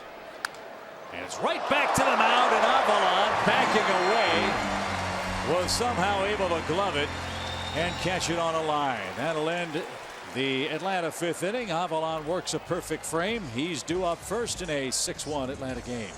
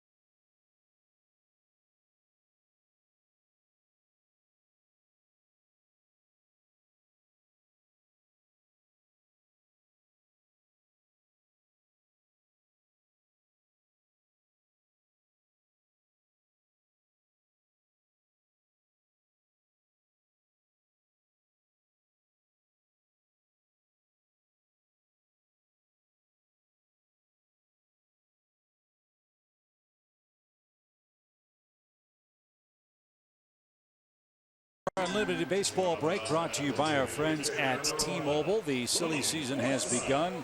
A lot of player movement the last 24 to 36 hours, partner. Well, the Mariners got a good one. Good setup man in David Phelps from the Marlins for 4 prospects. The Giants are going to take another crack at Pablo Sandoval pending a physical exam. And you probably heard by now the Yankees getting some good players from the White Sox. Frazier, Robertson, Canely, all good players that can certainly help them. So Luis Avalon works a perfect 1-2-3 5th inning. He's taken down. This is Logan Forsythe pinch hitting for Los Angeles. As Joe said, even their extra players are having very productive seasons. Forsythe included in that.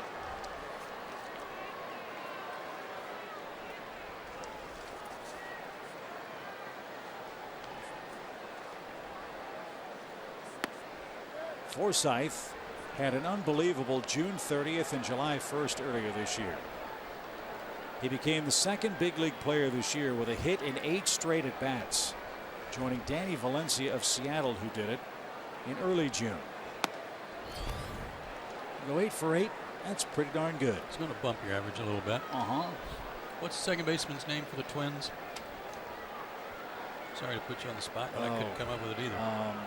We'll come up with it in a second. It's not Trevor Pugh. No. Dodgers made a play for him, though.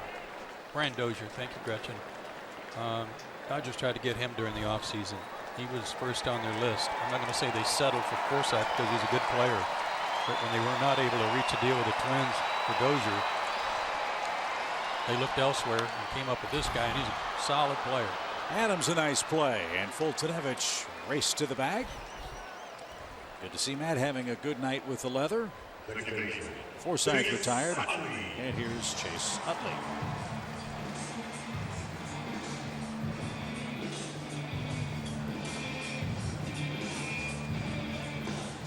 Utley, one of 9 active players with 1,000 or more big league RBIs.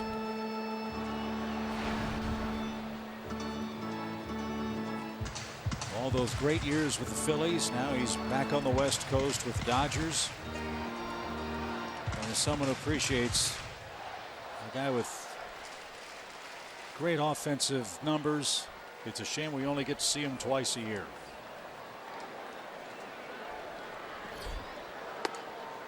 Swing's never changed. Stance is the same. You got 1,800 hits. Why? Why would you change? As you get a little older, there might be some other tricks up your sleeve to try to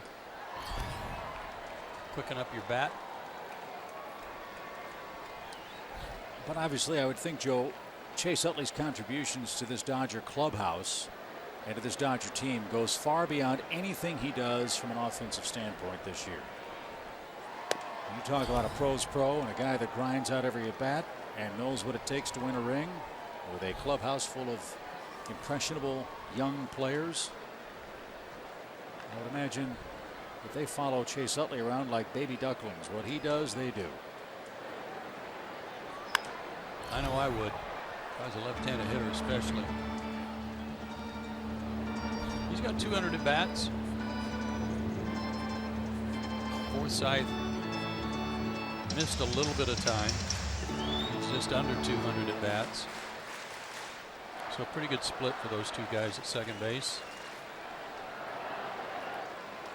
Lefty righty splits for Utley, telling at this point in his career. 118 average against lefties, a 234 average against righties. So that's probably how the Dodgers split that time.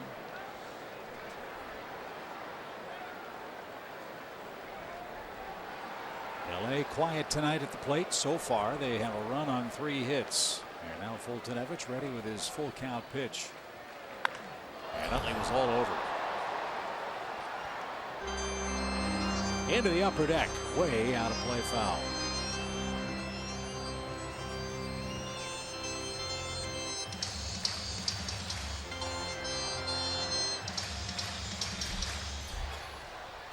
The Braves starting their marathon road trip in LA tonight. 11 games in 12 days. 4 with the Dodgers, 3 in Arizona with the Diamondbacks, and then next weekend in Philadelphia for 4 with the Phillies. Okay, here's a pitch of decision. He's fouled off 2 fastballs, pulled 1 a mile. But don't try to trick him. You got all this thunder coming up behind him. You got a nice lead. Just keep pounding that fastball in there. See if he can hit it. He did. And it's a long run from Markakis. He won't get it. It's up off the fence. Ender fires towards second, but off target. Utley with a double is aboard with 1 out. Better than a walk. I know it's a double, but I'd rather see that happen and take your chances than walk a guy and get something started where you tried to trick somebody.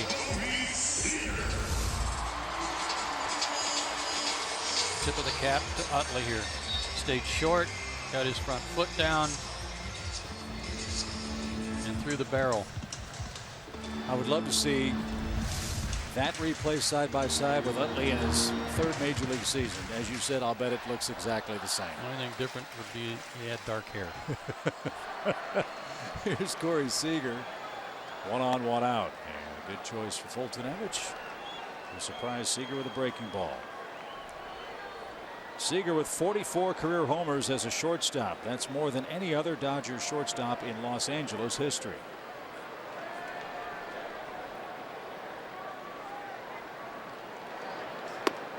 You know who held the record? No.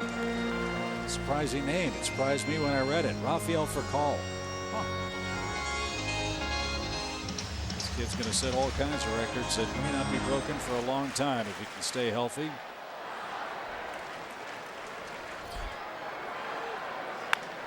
And that one's shot over third, but it'll bounce into the seats. And Mike ahead of Seager. 1 ball, 2 strikes. We've been talking about Mike Fultonevich taking steps in the right direction. Take a look at these comparisons. April and May, runners on, to June and July. Runners in scoring position, 2 out runners in scoring position. Vast improvement.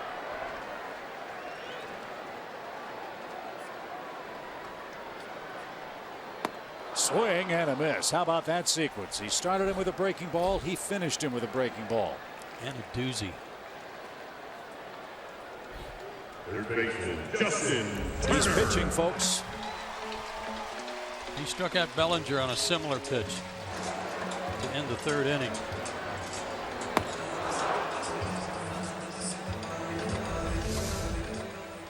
So Utley at second, 2 are out. And here's Turner.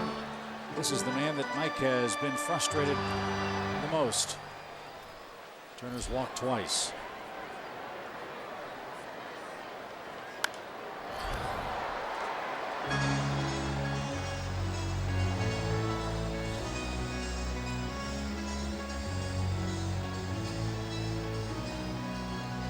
You're talking about all those home runs he's hit with the Dodgers, Chip, and last 17 games he's hit 6. That was nothing you ever expected from this guy when he was with the Mets.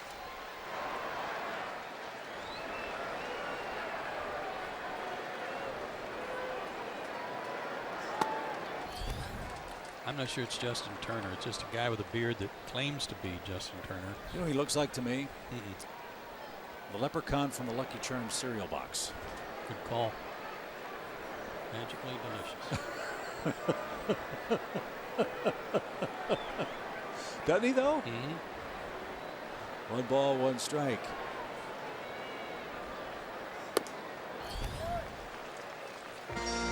High, 2-1. I'm so proud of you. You pulled the Lucky Charms jingle out of nowhere. I just can't come up with the second baseman for the Twins. Oh, well. Lucky Charms was much more important. Here in the home 5th. 2 balls and a strike.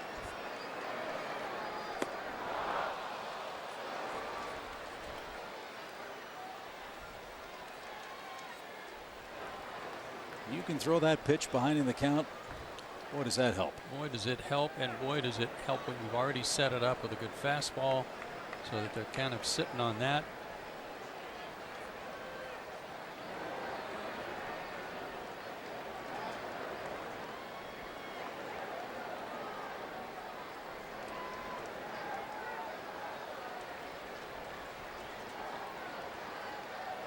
Two balls, 2 strikes now. Jammed it, and he hit it right to Camargo at short. He plays Pepper with Matt Adams, and Mike Foltynewicz pitches around the Chase Utley double. He's through 5 with a 5-run lead.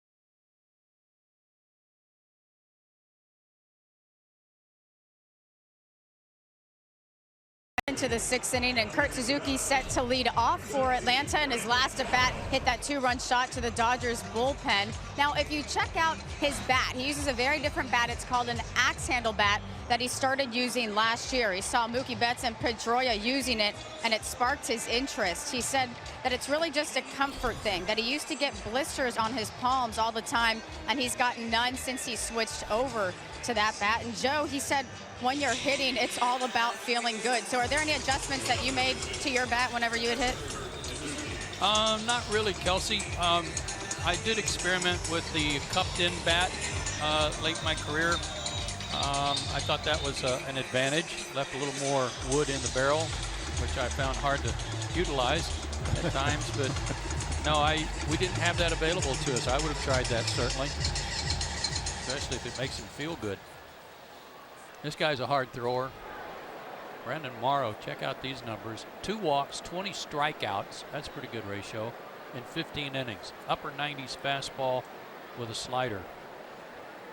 Occasional slider, mostly cutters. Pardon me, Joe. Morrow in his first year with the Dodgers after time in Seattle, Toronto, and San Diego. And Kurt Suzuki quickly down, no balls and a strike. Morrow's out of Cal Berkeley. And a terrific story. Morrow was diagnosed with type 1 diabetes when he's 18 years old. And he works tirelessly in the community here in Los Angeles, in his home of Scottsdale, Arizona, talking to high school kids, high school athletes about how to manage diabetes and still try to become a professional athlete, or if not a professional athlete, how to succeed with that condition. Good for him, especially having been diagnosed at such an early age. He can certainly relate to young kids and juvenile diabetes too, I'm sure. No balls, 2 strikes for Kurt Suzuki. 6-1 Atlanta the lead. And that's hit to Turner. Nice sliding stop. Had trouble getting it out of his glove, but a nice stretch at first by Bellinger. Pretty play at both Dodger infield corners. Suzuki robbed of a hit. Talking to some Dodgers folks around today, they think that if Nolan Arenado were not in the National League, Justin Turner would be sucking up a lot of Gold Gloves. Nice play there.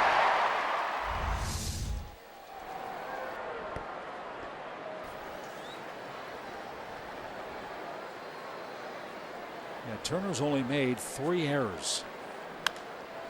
As Camargo pops one up, Seager at short's going to have plenty of room. He'll put the squeeze on that. That's a shocking number to me. I never would have guessed that Turner would have just 3 errors. Nolan Arenado also has 3, I'm told, with Colorado. That's incredible. Here's Fultonevich.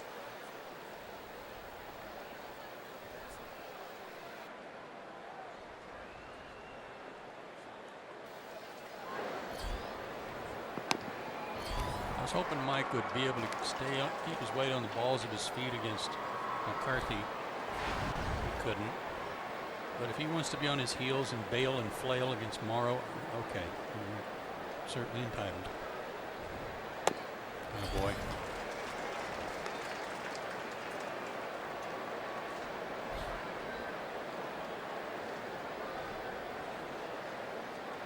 Just keep swinging, Mike. It's coming. That first hit's coming.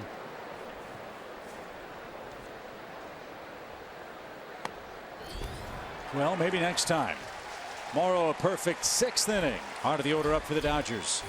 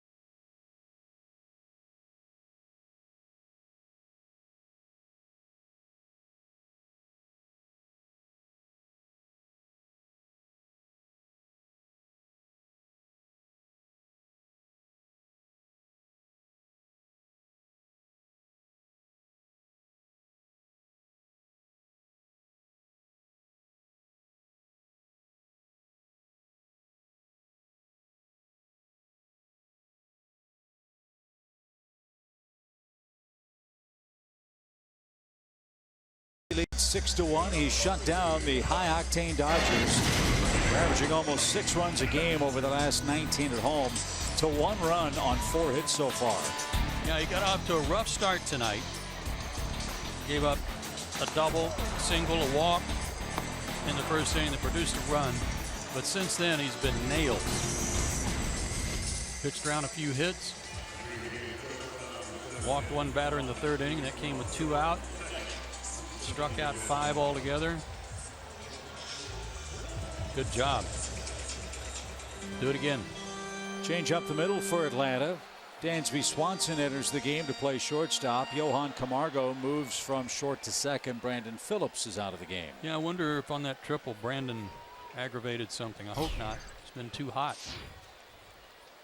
He'd had the quad and the groin problem that was bothering him right at the All-Star break, so much so that he actually took an acupuncture treatment while the Braves were in Washington, and he said that and the All-Star break did him a world of good. As soon as we hear from the Braves PR staff as to what's ailing Brandon Phillips, if anything, we'll let you know. Here in the Dodgers 6th, Bellinger, Taylor, and Grandal are coming up. 3rd time through the order for Fultonevich in the game. And it's bunted. It's bunted hard. Mike with a bare hand throws and got him. What a play. That was beautiful. That was shades of John Smoltz right there. Coming in and barehanding a ball, playing it like an infielder. We had heard that Bellinger against the shift, especially leading off an inning, wasn't shy about bunting and trying to beat the shift, but that one went right back to Fulte and made a nice barehanded grab. Maddox would have made that play too. And Millwood. John thinking he was special. How about Glavine? Well, Tommy's left-handed. He had a whirl and fire. Here's Taylor. Ball 1 outside for Chris. He's got one of the Dodgers' hits, a 4th inning leadoff single. 4 multi-hit games in the last 5 for Taylor, who's a very versatile big league player. He's played second, third, short, left, and center. Boy, if there's a trend in Major League Baseball to me that's sort of under the radar, that's the one that we're seeing more and more of, these multi-skilled, multi-positional players who give managers so much flexibility. And he scorches this one toward left, and that's going to roll to the fence. It'll hang up under the signage, and Taylor's going to stop at second with a 1-out double. Ball jumps off his bat. And it's been fastballs. You know, that timing is such that on the fastball, if that's what you're grooving that leg kick to, you're ready for it. He didn't look so good on a breaking ball just before that. But he jumps on the fastball again. So 5 out of 6 games for Taylor of late have been of the multi-hit variety. The Dodgers bring up Yasmani Grandal, who's lined out and struck out. Braves are trying to snap the Dodgers' 11-game winning streak.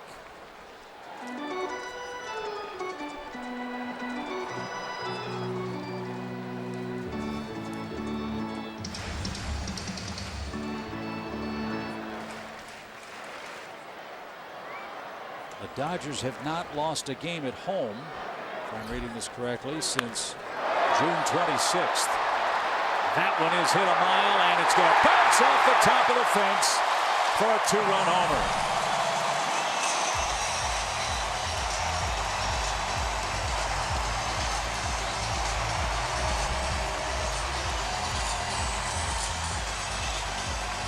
"13 homers for Grandal." And they just got back in the game on one that looked like bounced right off the top of the fence. Hanging breaking ball. He had Grandal tied up all night with fastballs and an occasional curve, but that hanging slider right off the top of the fence. So it's a 3-run game. And here's Jock Peterson, who's popped up twice. Dodgers have hit 138 home runs this year. That's good for 4th in the National League. The Braves bullpen begins to stir as Fultonevich delivers his 88th pitch. And Peterson was thinking about a back-to-back homer and didn't get a breaking ball.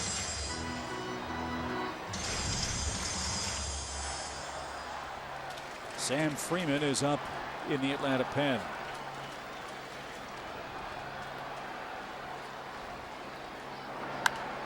Peterson pops up again. Another long run for Kemp. But Matt's there. And he makes the two-handed grab. 2 out.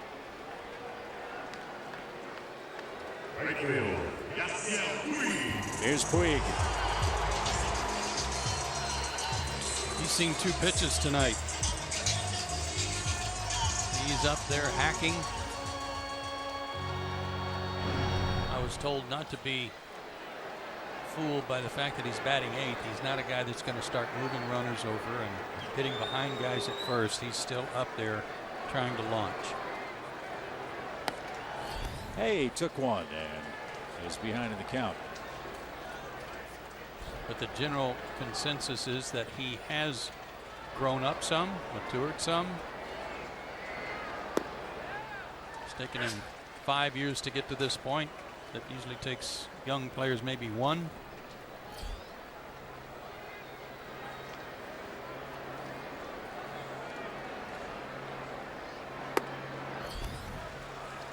There's no questioning this guy's baseball talent. He can do a lot of things.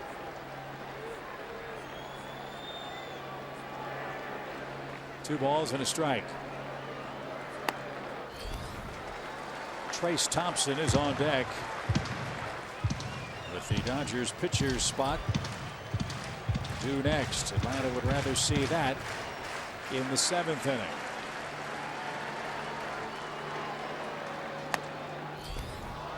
Full count. Still throwing hard. Pitch count's been very manageable through this point.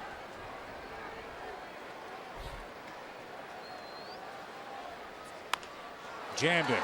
Camargo behind the bag. Long throw and got him. What a play. Camargo. He ranged to the third base side of second base to backhand and throw off balance to get Yasiel Puig and end the Dodgers 6th. What range, what an arm, and the defensive switch paid dividends to end the Dodgers 6th.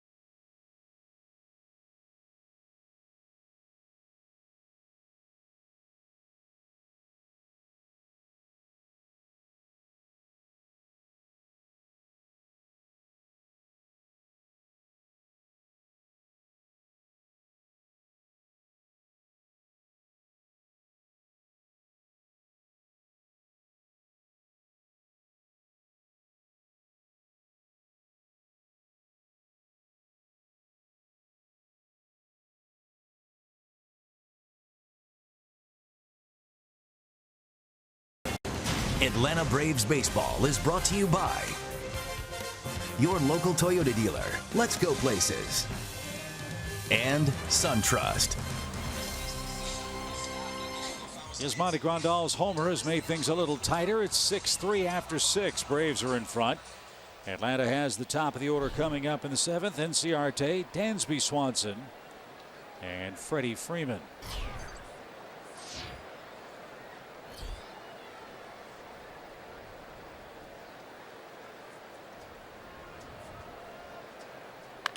And a shot to first on the first pitch. Bellinger in the right spot at the right time. Tough break for Ender.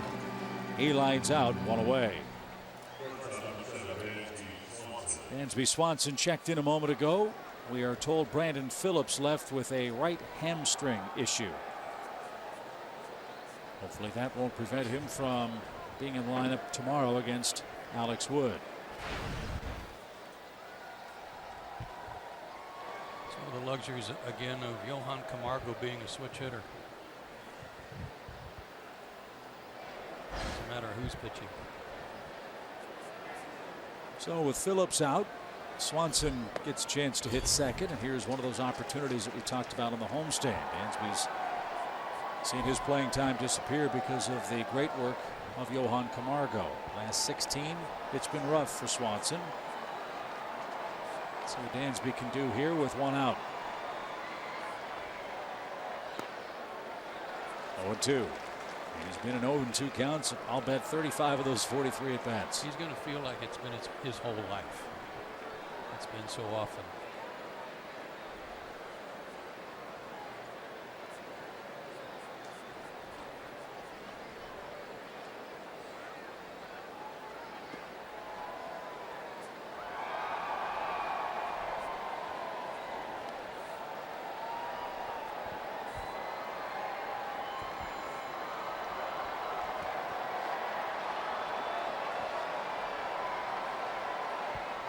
One ball, two strikes.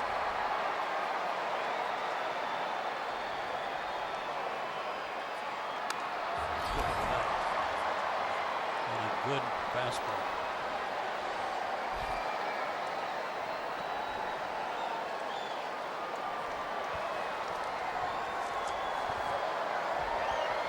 Another big crowd at Dodger Stadium. This is their 51st home date. They're averaging almost 45,000 fans a night.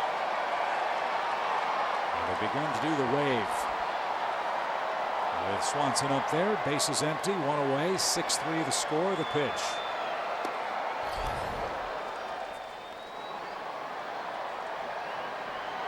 That was a good time for the high fastball, as called by Grandal. We got a chance to get the strikeout, and then at worst it's 2-2, and then you can go to something else.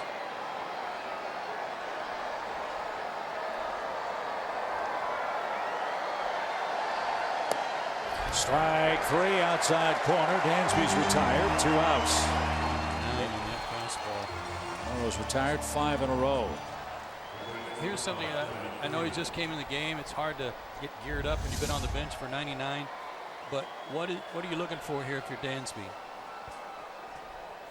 It's 2-2, and you got to protect against a guy who's throwing 98, 99. You got to look for the fastball and then adjust. And he took the fastball. So he obviously was looking for something, maybe a cutter or something breaking away, but this guy doesn't throw that many pitches away. Yeah, Dansby, part of the learning process. Yeah, Dansby at one point maybe still does. It's seen more sliders than anybody else. Maybe that's what he was geared up for, but fastball snuck right by him. And Freeman is the hitter. Freddie's had a great night. Considering he was sicker than a dog yesterday and felt lousy before the game, you wouldn't know it with his line tonight. First to third on a base hit to right field in the first inning too, and challenged Puig.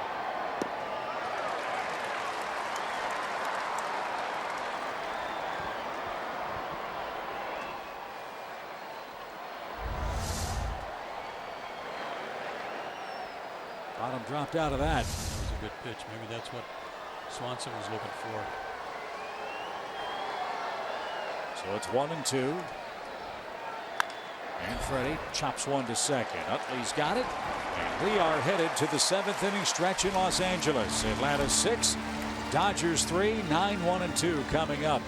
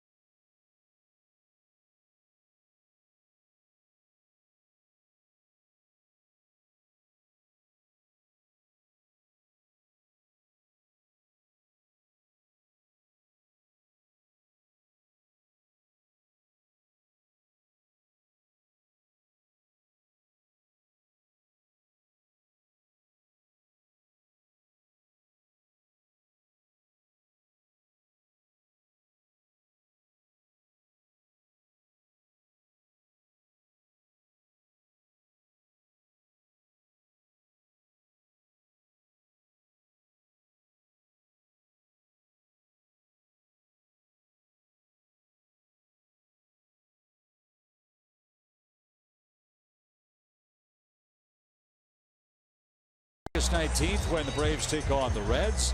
Field passes for Hammer Time are just $20 each. Go to Braves.com/MCHammer for all the information. 7th inning stretch in Los Angeles. Austin Barnes is going to come on and pinch hit for LA. Then you've got Utley. Then you've got Seager in what's now a 6-3 Atlanta lead in the late innings in Los Angeles.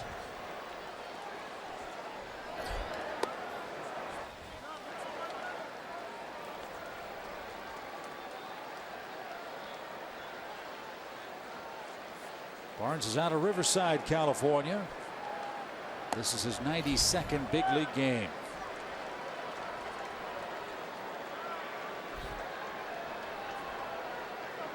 And is 4 for 13 as a pinch hitter. Another one of those guys that's come up and done well.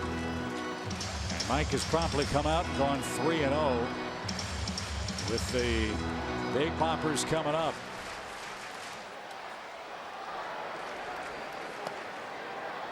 Made him throw a strike. It's 3-1.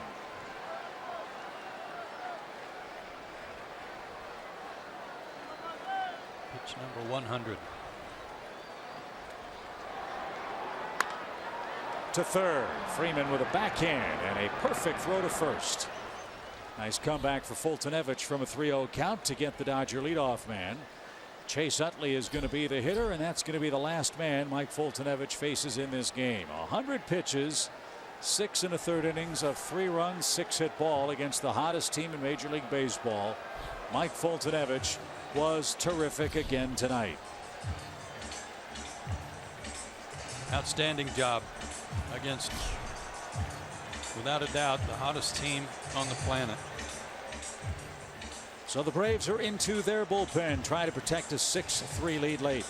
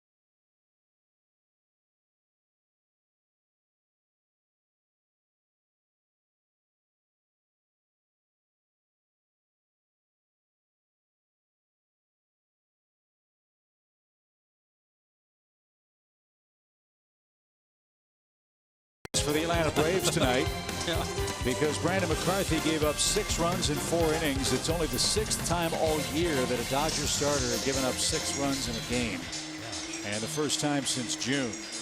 So here's where it gets interesting for the Braves, partner. We know of the Braves bullpen issues in the month of July. Rex Brothers is the first man in relief. He'll face Kike Hernandez with 1 out, bases empty, as the Braves need to get 8 more outs tonight. Well, it's unusual here because Chase Utley 3 for 8 in his career against Brothers, getting pinch hit for with Hernandez. Rex pitched yesterday against the Cubs, did not have a very good outing. In fact, his worst outing as a Brave since he was called up. He went 2/3 of an inning and struck out 2 guys, but he gave up a hit and a walk, and they both scored. Well, Dave Roberts trying to play a hot hand here. Kike Hernandez hit 2 homers last night. His second career multi-homer affair. He's up to 10. That's a new career high, and 9 of his 10 have come against lefties. So we'll see what gives here with nobody on and 1 out. And he promptly lines 1 to center that Ender's going to catch for the 2nd out. What a jump. What a terrific jump on what looked like a solid line drive single to left center.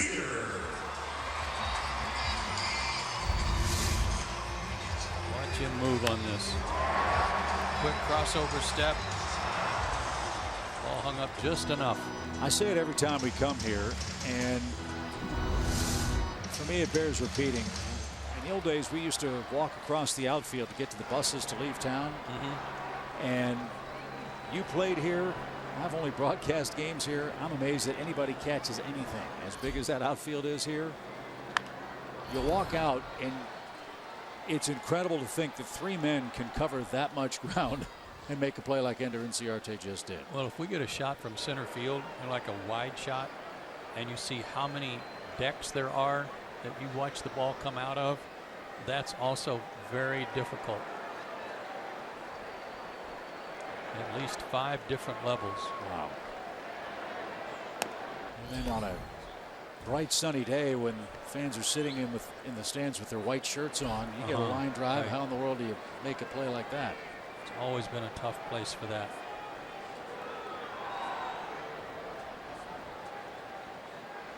So Seager quickly behind, 0-2.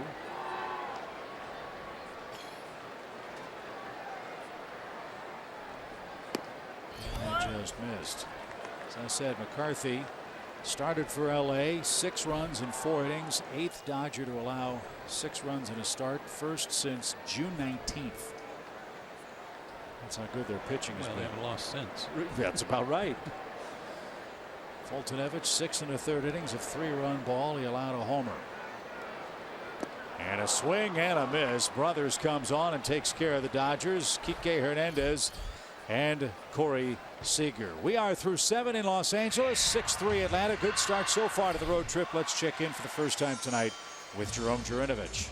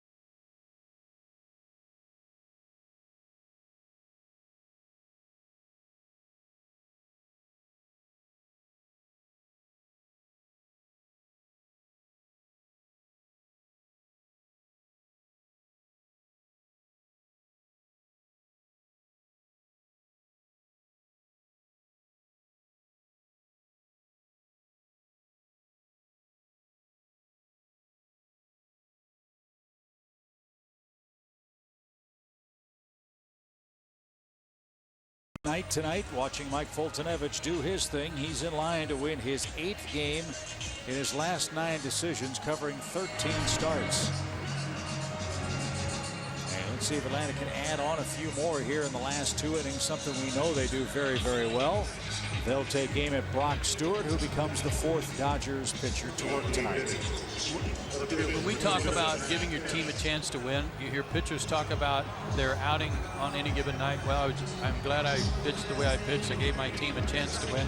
That's what Mike's been doing, and that's why over his last 12 starts, the team is 10-2, because he is pitching that way, and he's done it again tonight. Austin Barnes is in the game to play second base for LA over the final 2 innings. And the pride of Illinois State, Brock Stewart, is on the hill.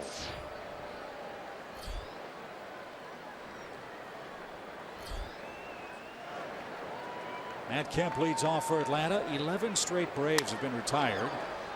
And it'll be 12 straight with a good throw to first. 1 pitch, 1 out.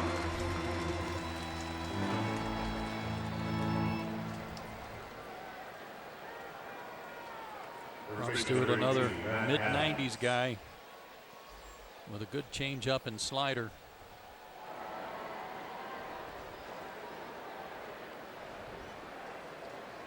Interesting, Stewart was a position player in college.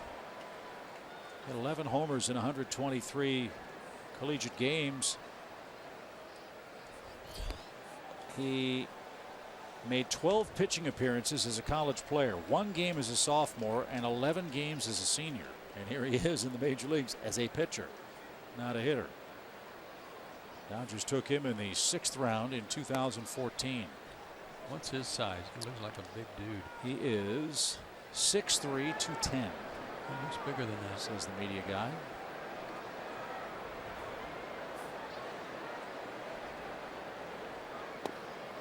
There's the change and the beauty. Huge crowd again tonight. 45,000 plus. 45,636 to be exact. And they've been relatively quiet to this point, which is just the way we like it. Broken bat and a blooper into right field works out for Adams. That snaps the 12 straight retired by Los Angeles, and Matt has a 2-hit night. Now, location for a changeup. We talked about how important that would be for Mike Fulton-Evans tonight. Take a look at this. He made a great changeup pitch earlier in the at bat, but a mistake. Grandal set up down and away, wanted him to just even bounce it down and away, but he left it inside. And Matt Adams able to put a good swing on it.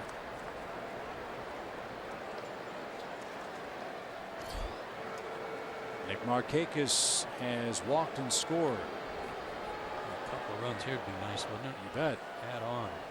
Especially with the 3, 4, 5 hitters coming up for LA in the bottom of this 8th. 1 ball, no strikes.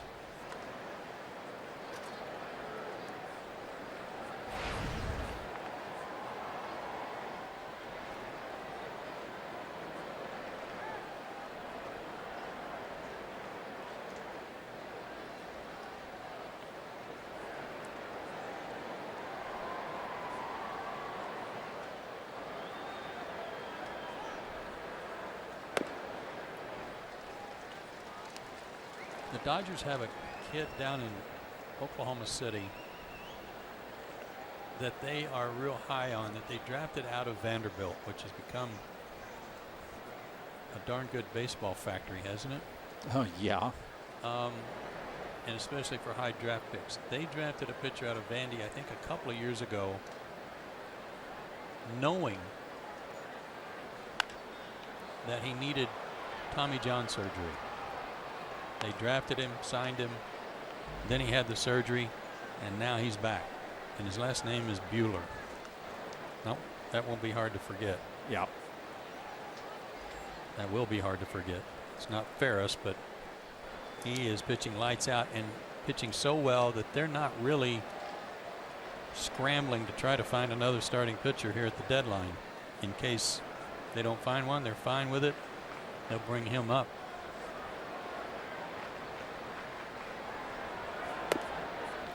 Upstairs, 2 balls, 2 strikes. They have the kid Urias too.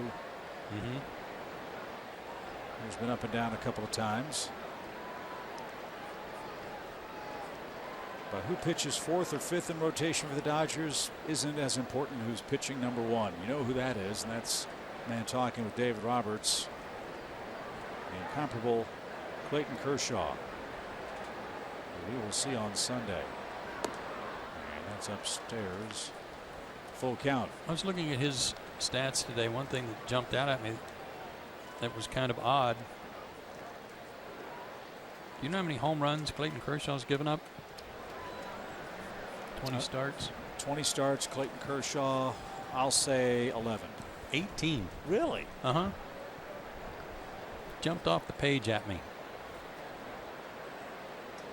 Now he's only given up 19 runs all year, so. Well, okay. Ball 4 to Markakis. Things looking good for Atlanta in the 8th. A single and a walk. No, he's given up. He's given up 35 runs, 18 homers. That's unbelievable. Yeah. 23 walks, 166 strikeouts in 139 innings. The league hitting $199 against him. And what's his record? His record is 15-2 with a 2.07. There you see it. I think they should trade him and make Alex Wood their #1 starter. Alex Wood's 11-0. Unbelievable.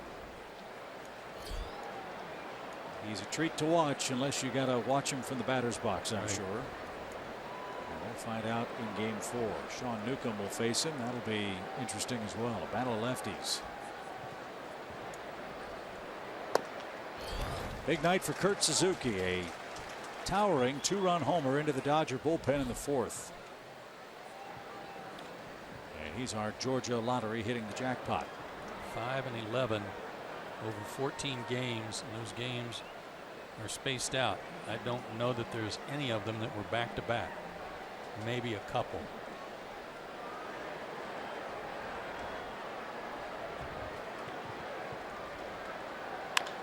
Sharply hit in the left field. That's a base hit. Here comes Adams to third. They're going to wave him. Here comes the throw toward the plate. It's going to be in time. And Grandal had the plate blocked.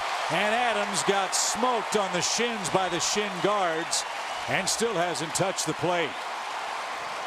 He came to an abrupt stop against those shin guards. That had to hurt.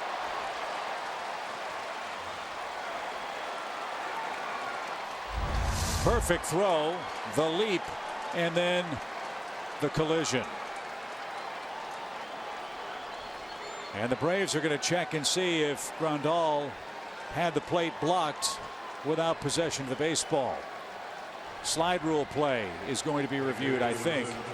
It quite possibly could be, but he's jumping for the baseball. He has no control over where he's going to come down.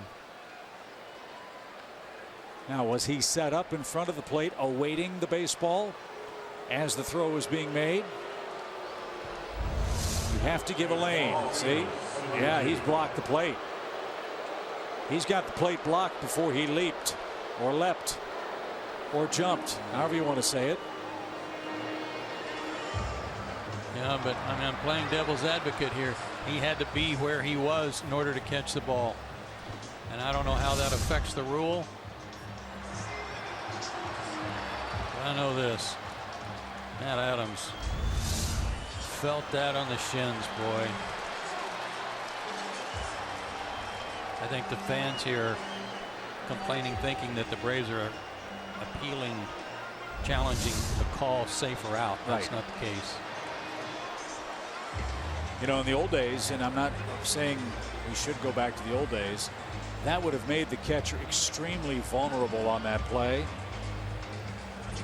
A high throw with the big burly base runner barreling in toward home plate. In the old days, they teach you, you act like a linebacker and you try to bowl him over and knock that ball loose. Can't do that anymore. But what a throw by Taylor from left to get Adams at the plate. The question is, will the Braves get a run here if Grandal, according to the collision rules, had the plate blocked illegally?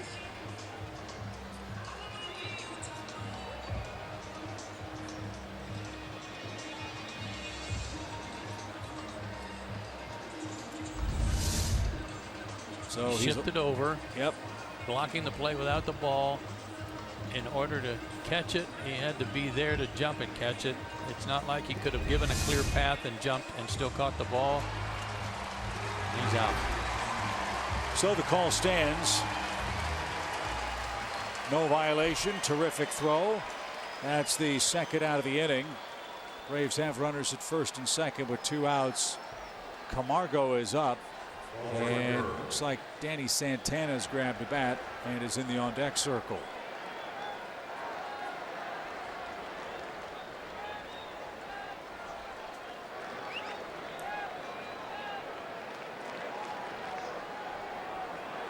So Stewart's given up a couple of hits. His defense has saved him 1 run to this point. And that's outside, ball 1.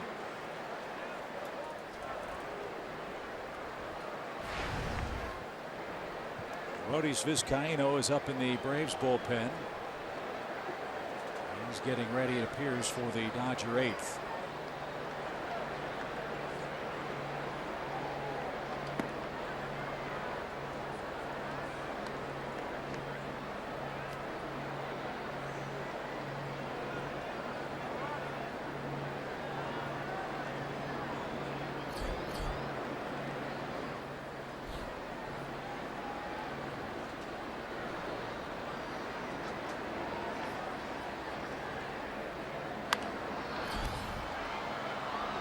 Out of play left side. Camargo with a 2-1 count.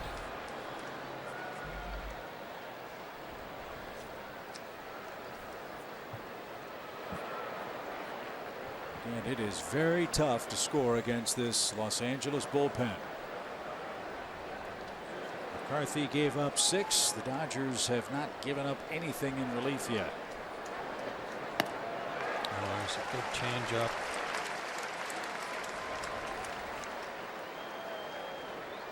This guy's going to make you respect it. In doing so, you got to think about middle away, which is where that pitch was thrown. That was terrific. Much better than the mistake he made to Matt Adams. So it's 2-2 now. 2 on, 2 out. And it's bounced to the right side. Forsythe's got it, and the flip to first in time, and that's the inning. Taylor saved a run with a great throw to the plate. Game still in Atlanta's favor, 6-3. Home 8th coming up.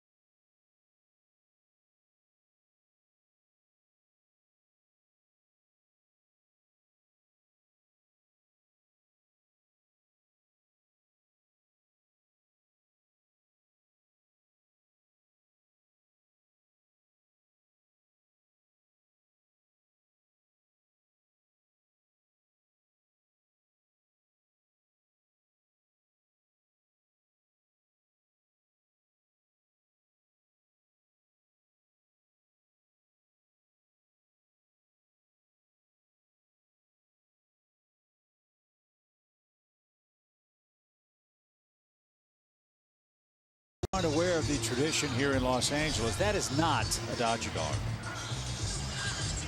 But what a place, what a way to enjoy a hot dog. Beachside with a fire and the palm trees in the distance. Yeah, it looks good. Well, speaking of looking good, let's hope Arodys Vizcaino can do just that for Atlanta. He's on to protect a 3-run lead in the 8th. Big hitters coming up. Turner, Bellinger, and Taylor. Well, he knocked the cobwebs off yesterday after coming back from the disabled list. 2/3 of an inning, 3 hits and a run against the Cubs. Had an index finger issue on his pitching hand. Went to the DL for 10 days. Second appearance back. You made a great point in the early going tonight about the first couple of innings being key for the Braves on this road trip. I think the last 2 innings are going to be very important too. Couldn't agree more. Especially with the collective bullpen issues the Braves have gone through this month. Brothers did a nice job getting 2 outs. Vizcaino enters with a clean inning. And you can't put guys on. Make them swing the bat. Turner walked twice against Fultonevich, grounded out to short in the 5th. Bullpen with almost a 7 ERA in July.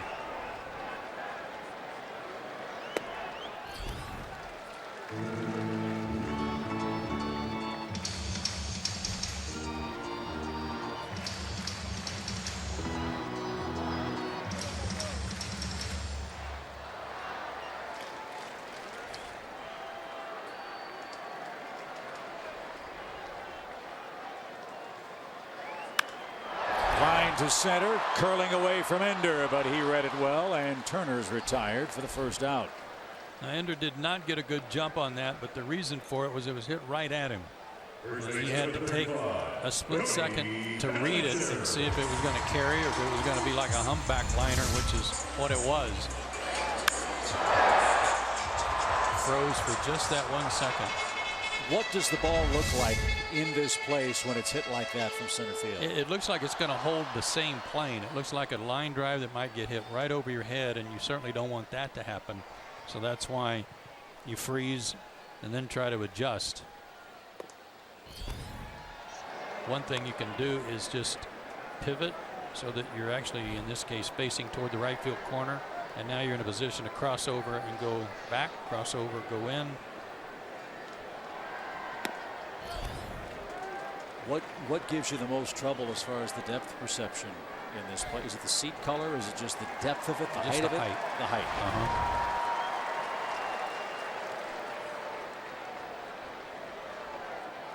Anders played it flawlessly to this point. As this one's hit high in the air to left. Kemp drifts back, but the park's going to hold that. And Vizcaino gets the second out.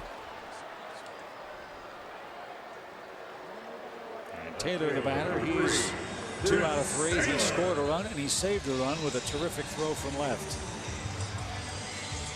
Look at this swing from Bellinger. A lot of people would say, well, this guy's got a really long swing. How does he hit home runs with such a long swing? But it's not a long swing, it's a long high finish. And there are some who would compare it to Chipper Jones. Chipper, you know, had that real high, in many cases one-handed finish and follow through. Bellinger for the most part is two-handed on that. But it's not a long swing, it's a long finish. And he hits him a long way usually. Yes, he does. Tonight, though, a rather quiet night. He's knocked in a run with a first inning single. So here's Taylor, 2 for 3, 2 outs, 6-3 Atlanta. We're in the 8th. Now Vizcaino seems to have found a groove. 97 miles an hour, and he's quickly in front 0-2.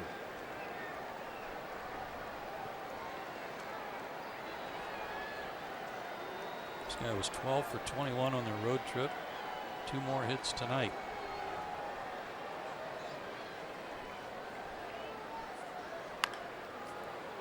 That's chopped foul past third base. Great to have our Fox Sports crew with us in Los Angeles tonight. Mike Miller, our director. Brian Woodrum, our producer. Gretchen Caney handling our stats and graphics. Brandon Culpepper, our AD. John Q. Reynolds, our terrific stage manager. The pitch is caught out and missed, and that takes care of the Dodgers in order in the 8th inning. 3 up, 3 down. We go to the 9th inning. Braves rolling in Los Angeles. Ladies and gentlemen, it's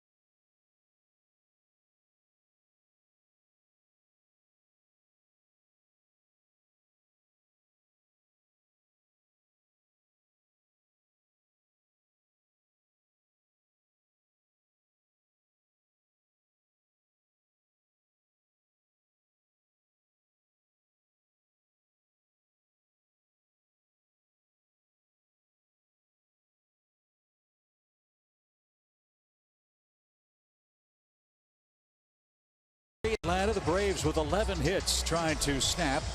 Ironically enough, the Dodgers' 11-game winning streak. Hope you'll join us at SunTrust Park for one of the best weekends of the year. It's Alumni Weekend, August 4th, 5th, and 6th. They've added a home run hitting contest. that will take place on Saturday. Autograph sessions all day on Friday. Selfie day on the field on Sunday. It's a great event. Hope you'll join us before what should be a packed house at SunTrust Park. I think we got onto something yesterday. You know, with Paul Bird challenging the freeze. Brian Jordan talking about after the game how he was kind of getting a little fired up about the thought of that.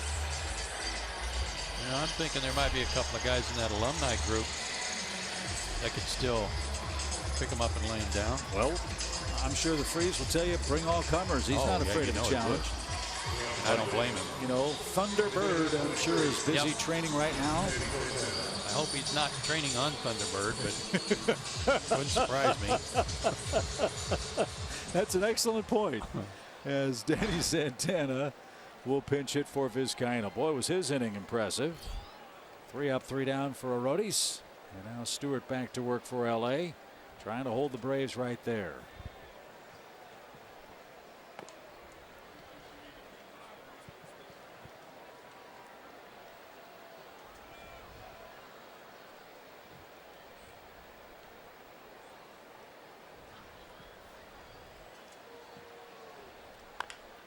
That's hit to second. Forsythe handles the third hop. And there's the first out. Excuse me, Barnes is at second base. Beg your pardon. Thank you, Joe. And one away in the Atlanta ninth. Here's Ender. He's got another multi-hit game, his 37th. He scored a run. He's knocked in a run.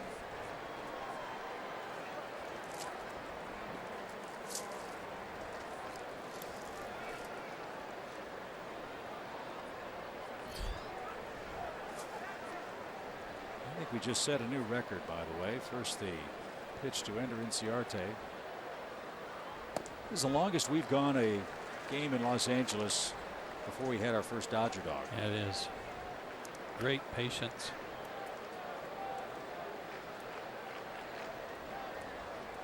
Great discipline.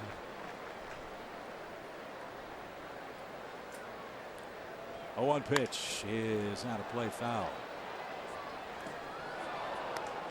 Something else we haven't mentioned to this point yet is how different it is to walk past the Dodgers TV booth and not see one of the great gentlemen of all time in our sport, Vin Scully, who's retired as the Dodger broadcaster. I don't know about you, but last year when we left LA, I got kind of choked up knowing that it was going to be the last time we saw him at this ballpark.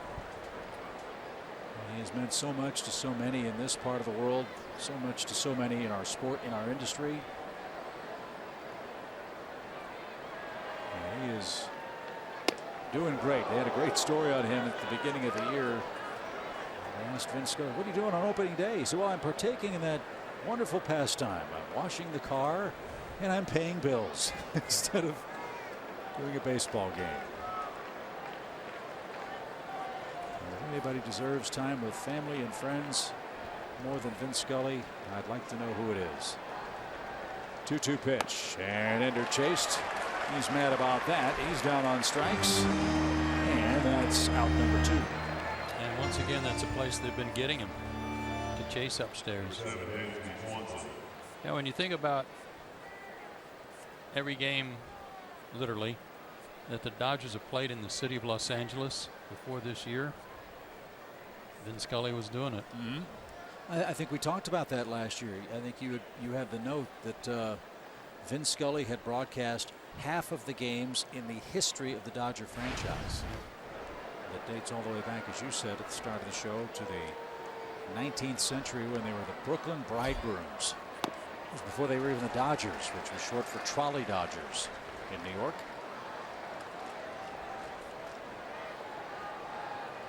1959, they beat the Chicago White Sox.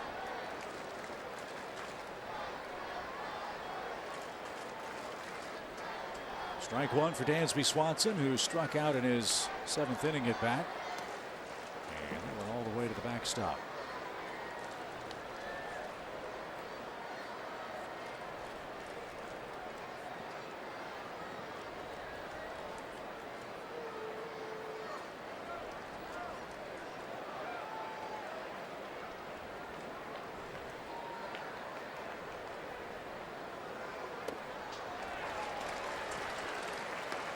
It's 1-2.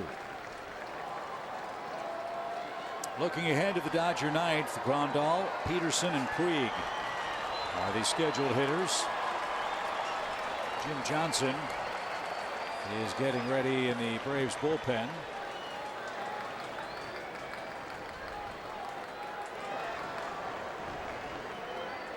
And now the 1-2 pitch is off the end of the bat, foul.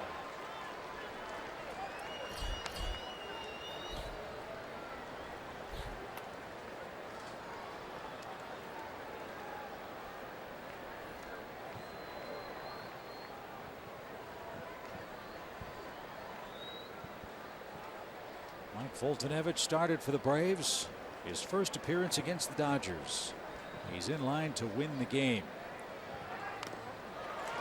And Dansby just did stay alive. A ball and 2 strikes.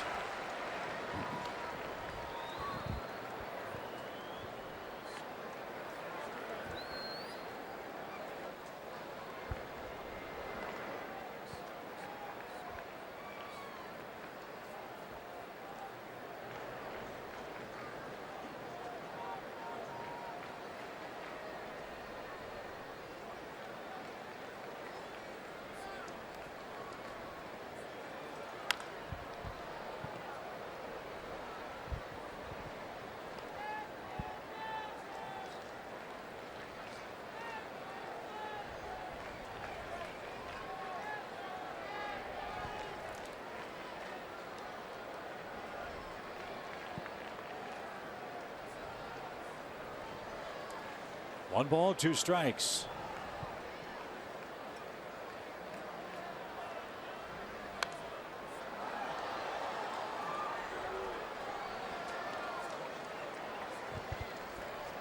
Dansby Swanson has something in common with one of the Dodger broadcasters. Rick Monday was the first #1 pick in the amateur draft.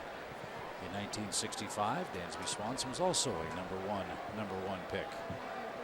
Rick works on the Dodgers radio side with Charlie Steiner. One of the game's good guys too is Rick. The pitch is bounced foul again. Rick may have been the #1, the very first he was in the draft. 1965 out of Arizona State. Kansas City A's took him. Made his big league debut in 1966. 6 years with Oakland, 5 years with the Cubs, and then came to the Dodgers in 1977.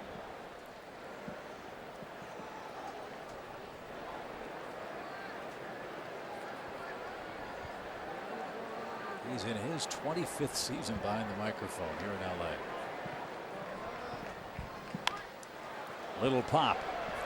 And that should retire Swanson. Bellinger in foul ground makes the play, and we are off to the bottom of the 9th inning. Atlanta needs 3 outs to preserve a 3-run win and snap the Dodgers' 11-game win streak.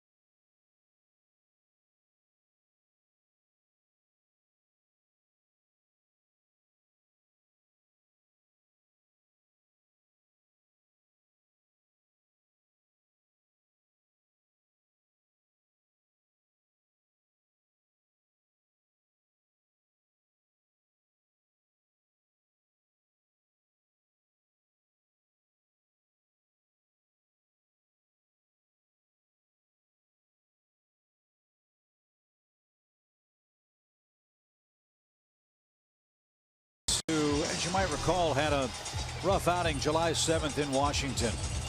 Jim went back to Atlanta, looked at some tape, worked on some things mechanically. In his last 2 appearances, he's been terrific, earning saves in 2 games against the Diamondbacks. He's 21 for 28, and he's on for the 41st time with the 6, 7, 8 hitters for the Dodgers.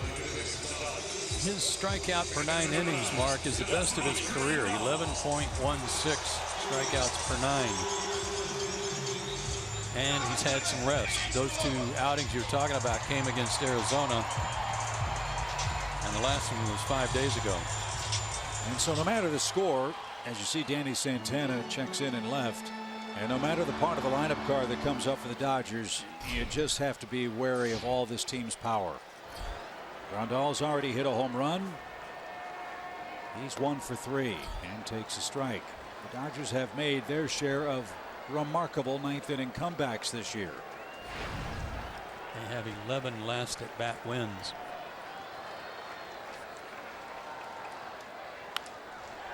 Grandal to left. That's going to get down for a base hit. Santana has some trouble. It gets behind him. Grandal at second is going to stop there. It's a bloop double down the line for Grandal, and the Dodgers have their leadoff man on to start the bottom of the 9th inning. This was not a bad pitch. 2-seamer that started in, broke back, had a little bit of the plate, and he just fought it off. But Danny Santana did not play that well. This is such a difficult corner to play in both corners at Dodger Stadium. If you get over there to cut it off, you cannot let it get by you. So the Dodgers have Jock Peterson up. He's hit the ball in the air 3 times. Once to second, twice to left.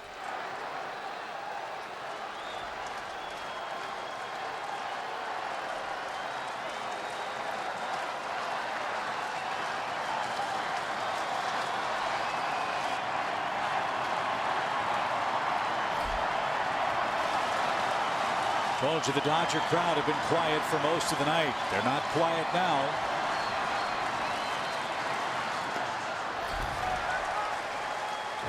One ball, no strikes.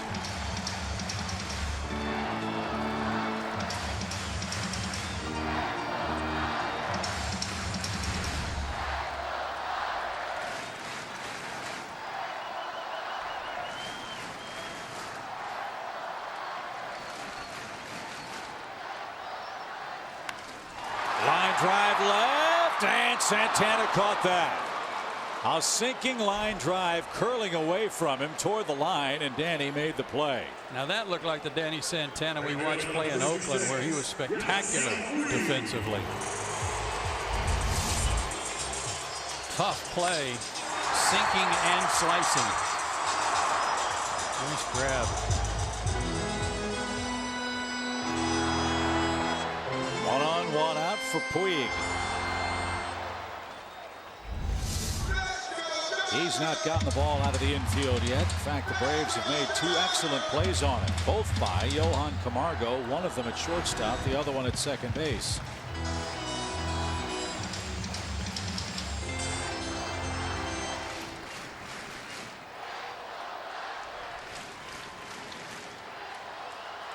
Austin Barnes on deck.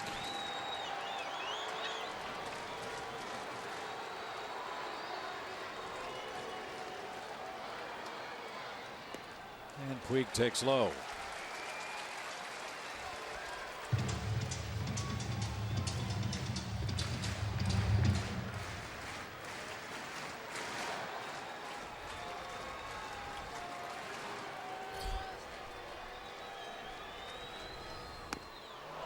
He was late.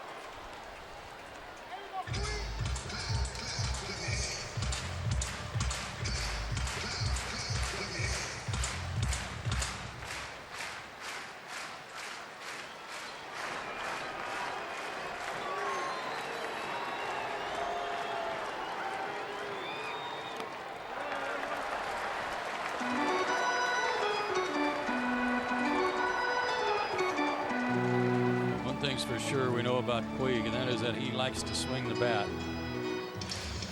More walks this year than before. 35 of them against 64 strikeouts coming into this game.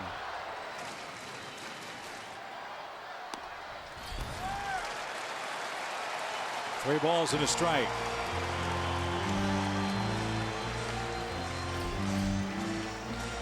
Barnes next, the pitcher's spot to follow, and then Seager, Turner, and Bellinger. Dangerous pitch. Right back where it came from, but played perfectly by Camargo, who had Puig positioned well. And he's looking out at Johan and saying, who are you? That's three good plays turned in by Camargo up the middle, and Puig is 0 for 4. Yeah, and usually when you see that ground ball get right by the pitcher, you just know it's a base hit. In this case, it would have been a run, but Braves defense had him play perfectly and have had him play perfectly the last 2 at-bats.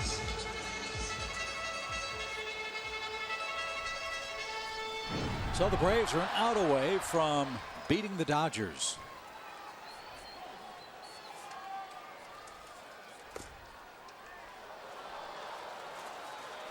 And strike one.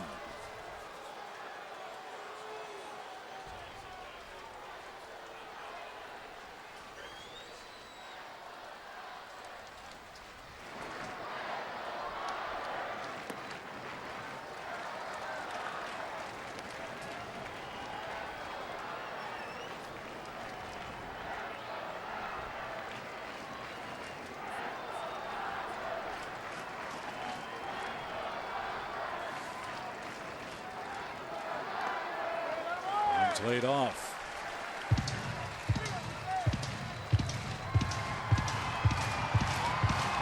Barnes is out of Corona, California. His uncle is former big leaguer Mike Gallego.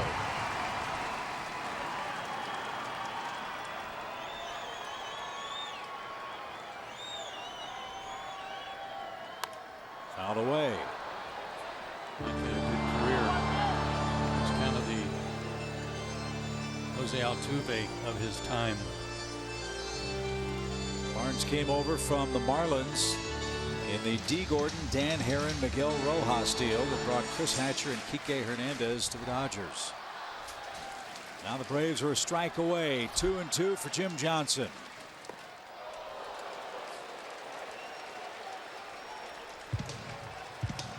Barnes would like to have that one over again. Your natural reflex, of course, is to get out of the way. But if he'd have been hit by that pitch, that had brought the tying run to the plate in the form of Trace Thompson. So it's a full count. And the tying run will come to the plate. Wow.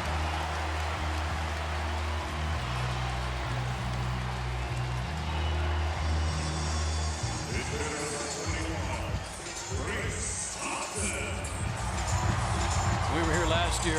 Trace Thompson was the talk of the town. He was tearing it up, playing great.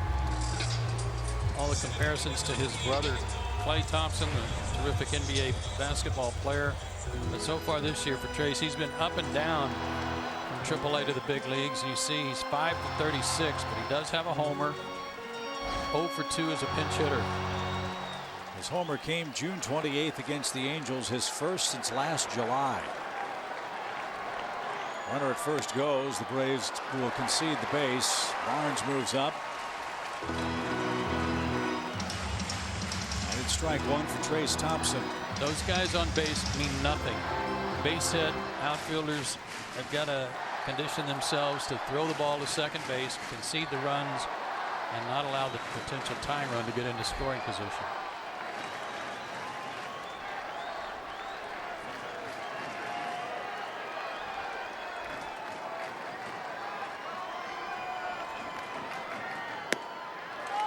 Thompson is the last bench player they have.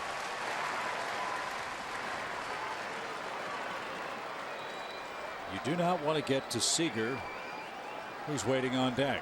Nope. A leadoff double, a line out, a ground out, and a 2-out walk. Now a 1-1 count. Fly ball, shallow center. Can anybody catch up to it? Oh, what a great grab, Camargo! Wow. A game-ending, game-saving grab by Johan Camargo ends it in the 9th inning. An incredible highlight reel game defensively for the Braves infielder. My goodness, what a great play. Back to the infield. Inciarte was not going to get to it. And with his back to the infield, he still reached up with his glove. Didn't catch it basket style. He reached up and caught it, to the delight of Jim Johnson. What a play. And what a way to start the road trip. Atlanta snaps the Dodgers' 11-game winning streak. Mike Fultonevich wins again. He's now 8-5. Brandon McCarthy suffers his 4th loss. And the Braves are in the win column for the first time against Los Angeles in 2017. What a game. Great start to the trip.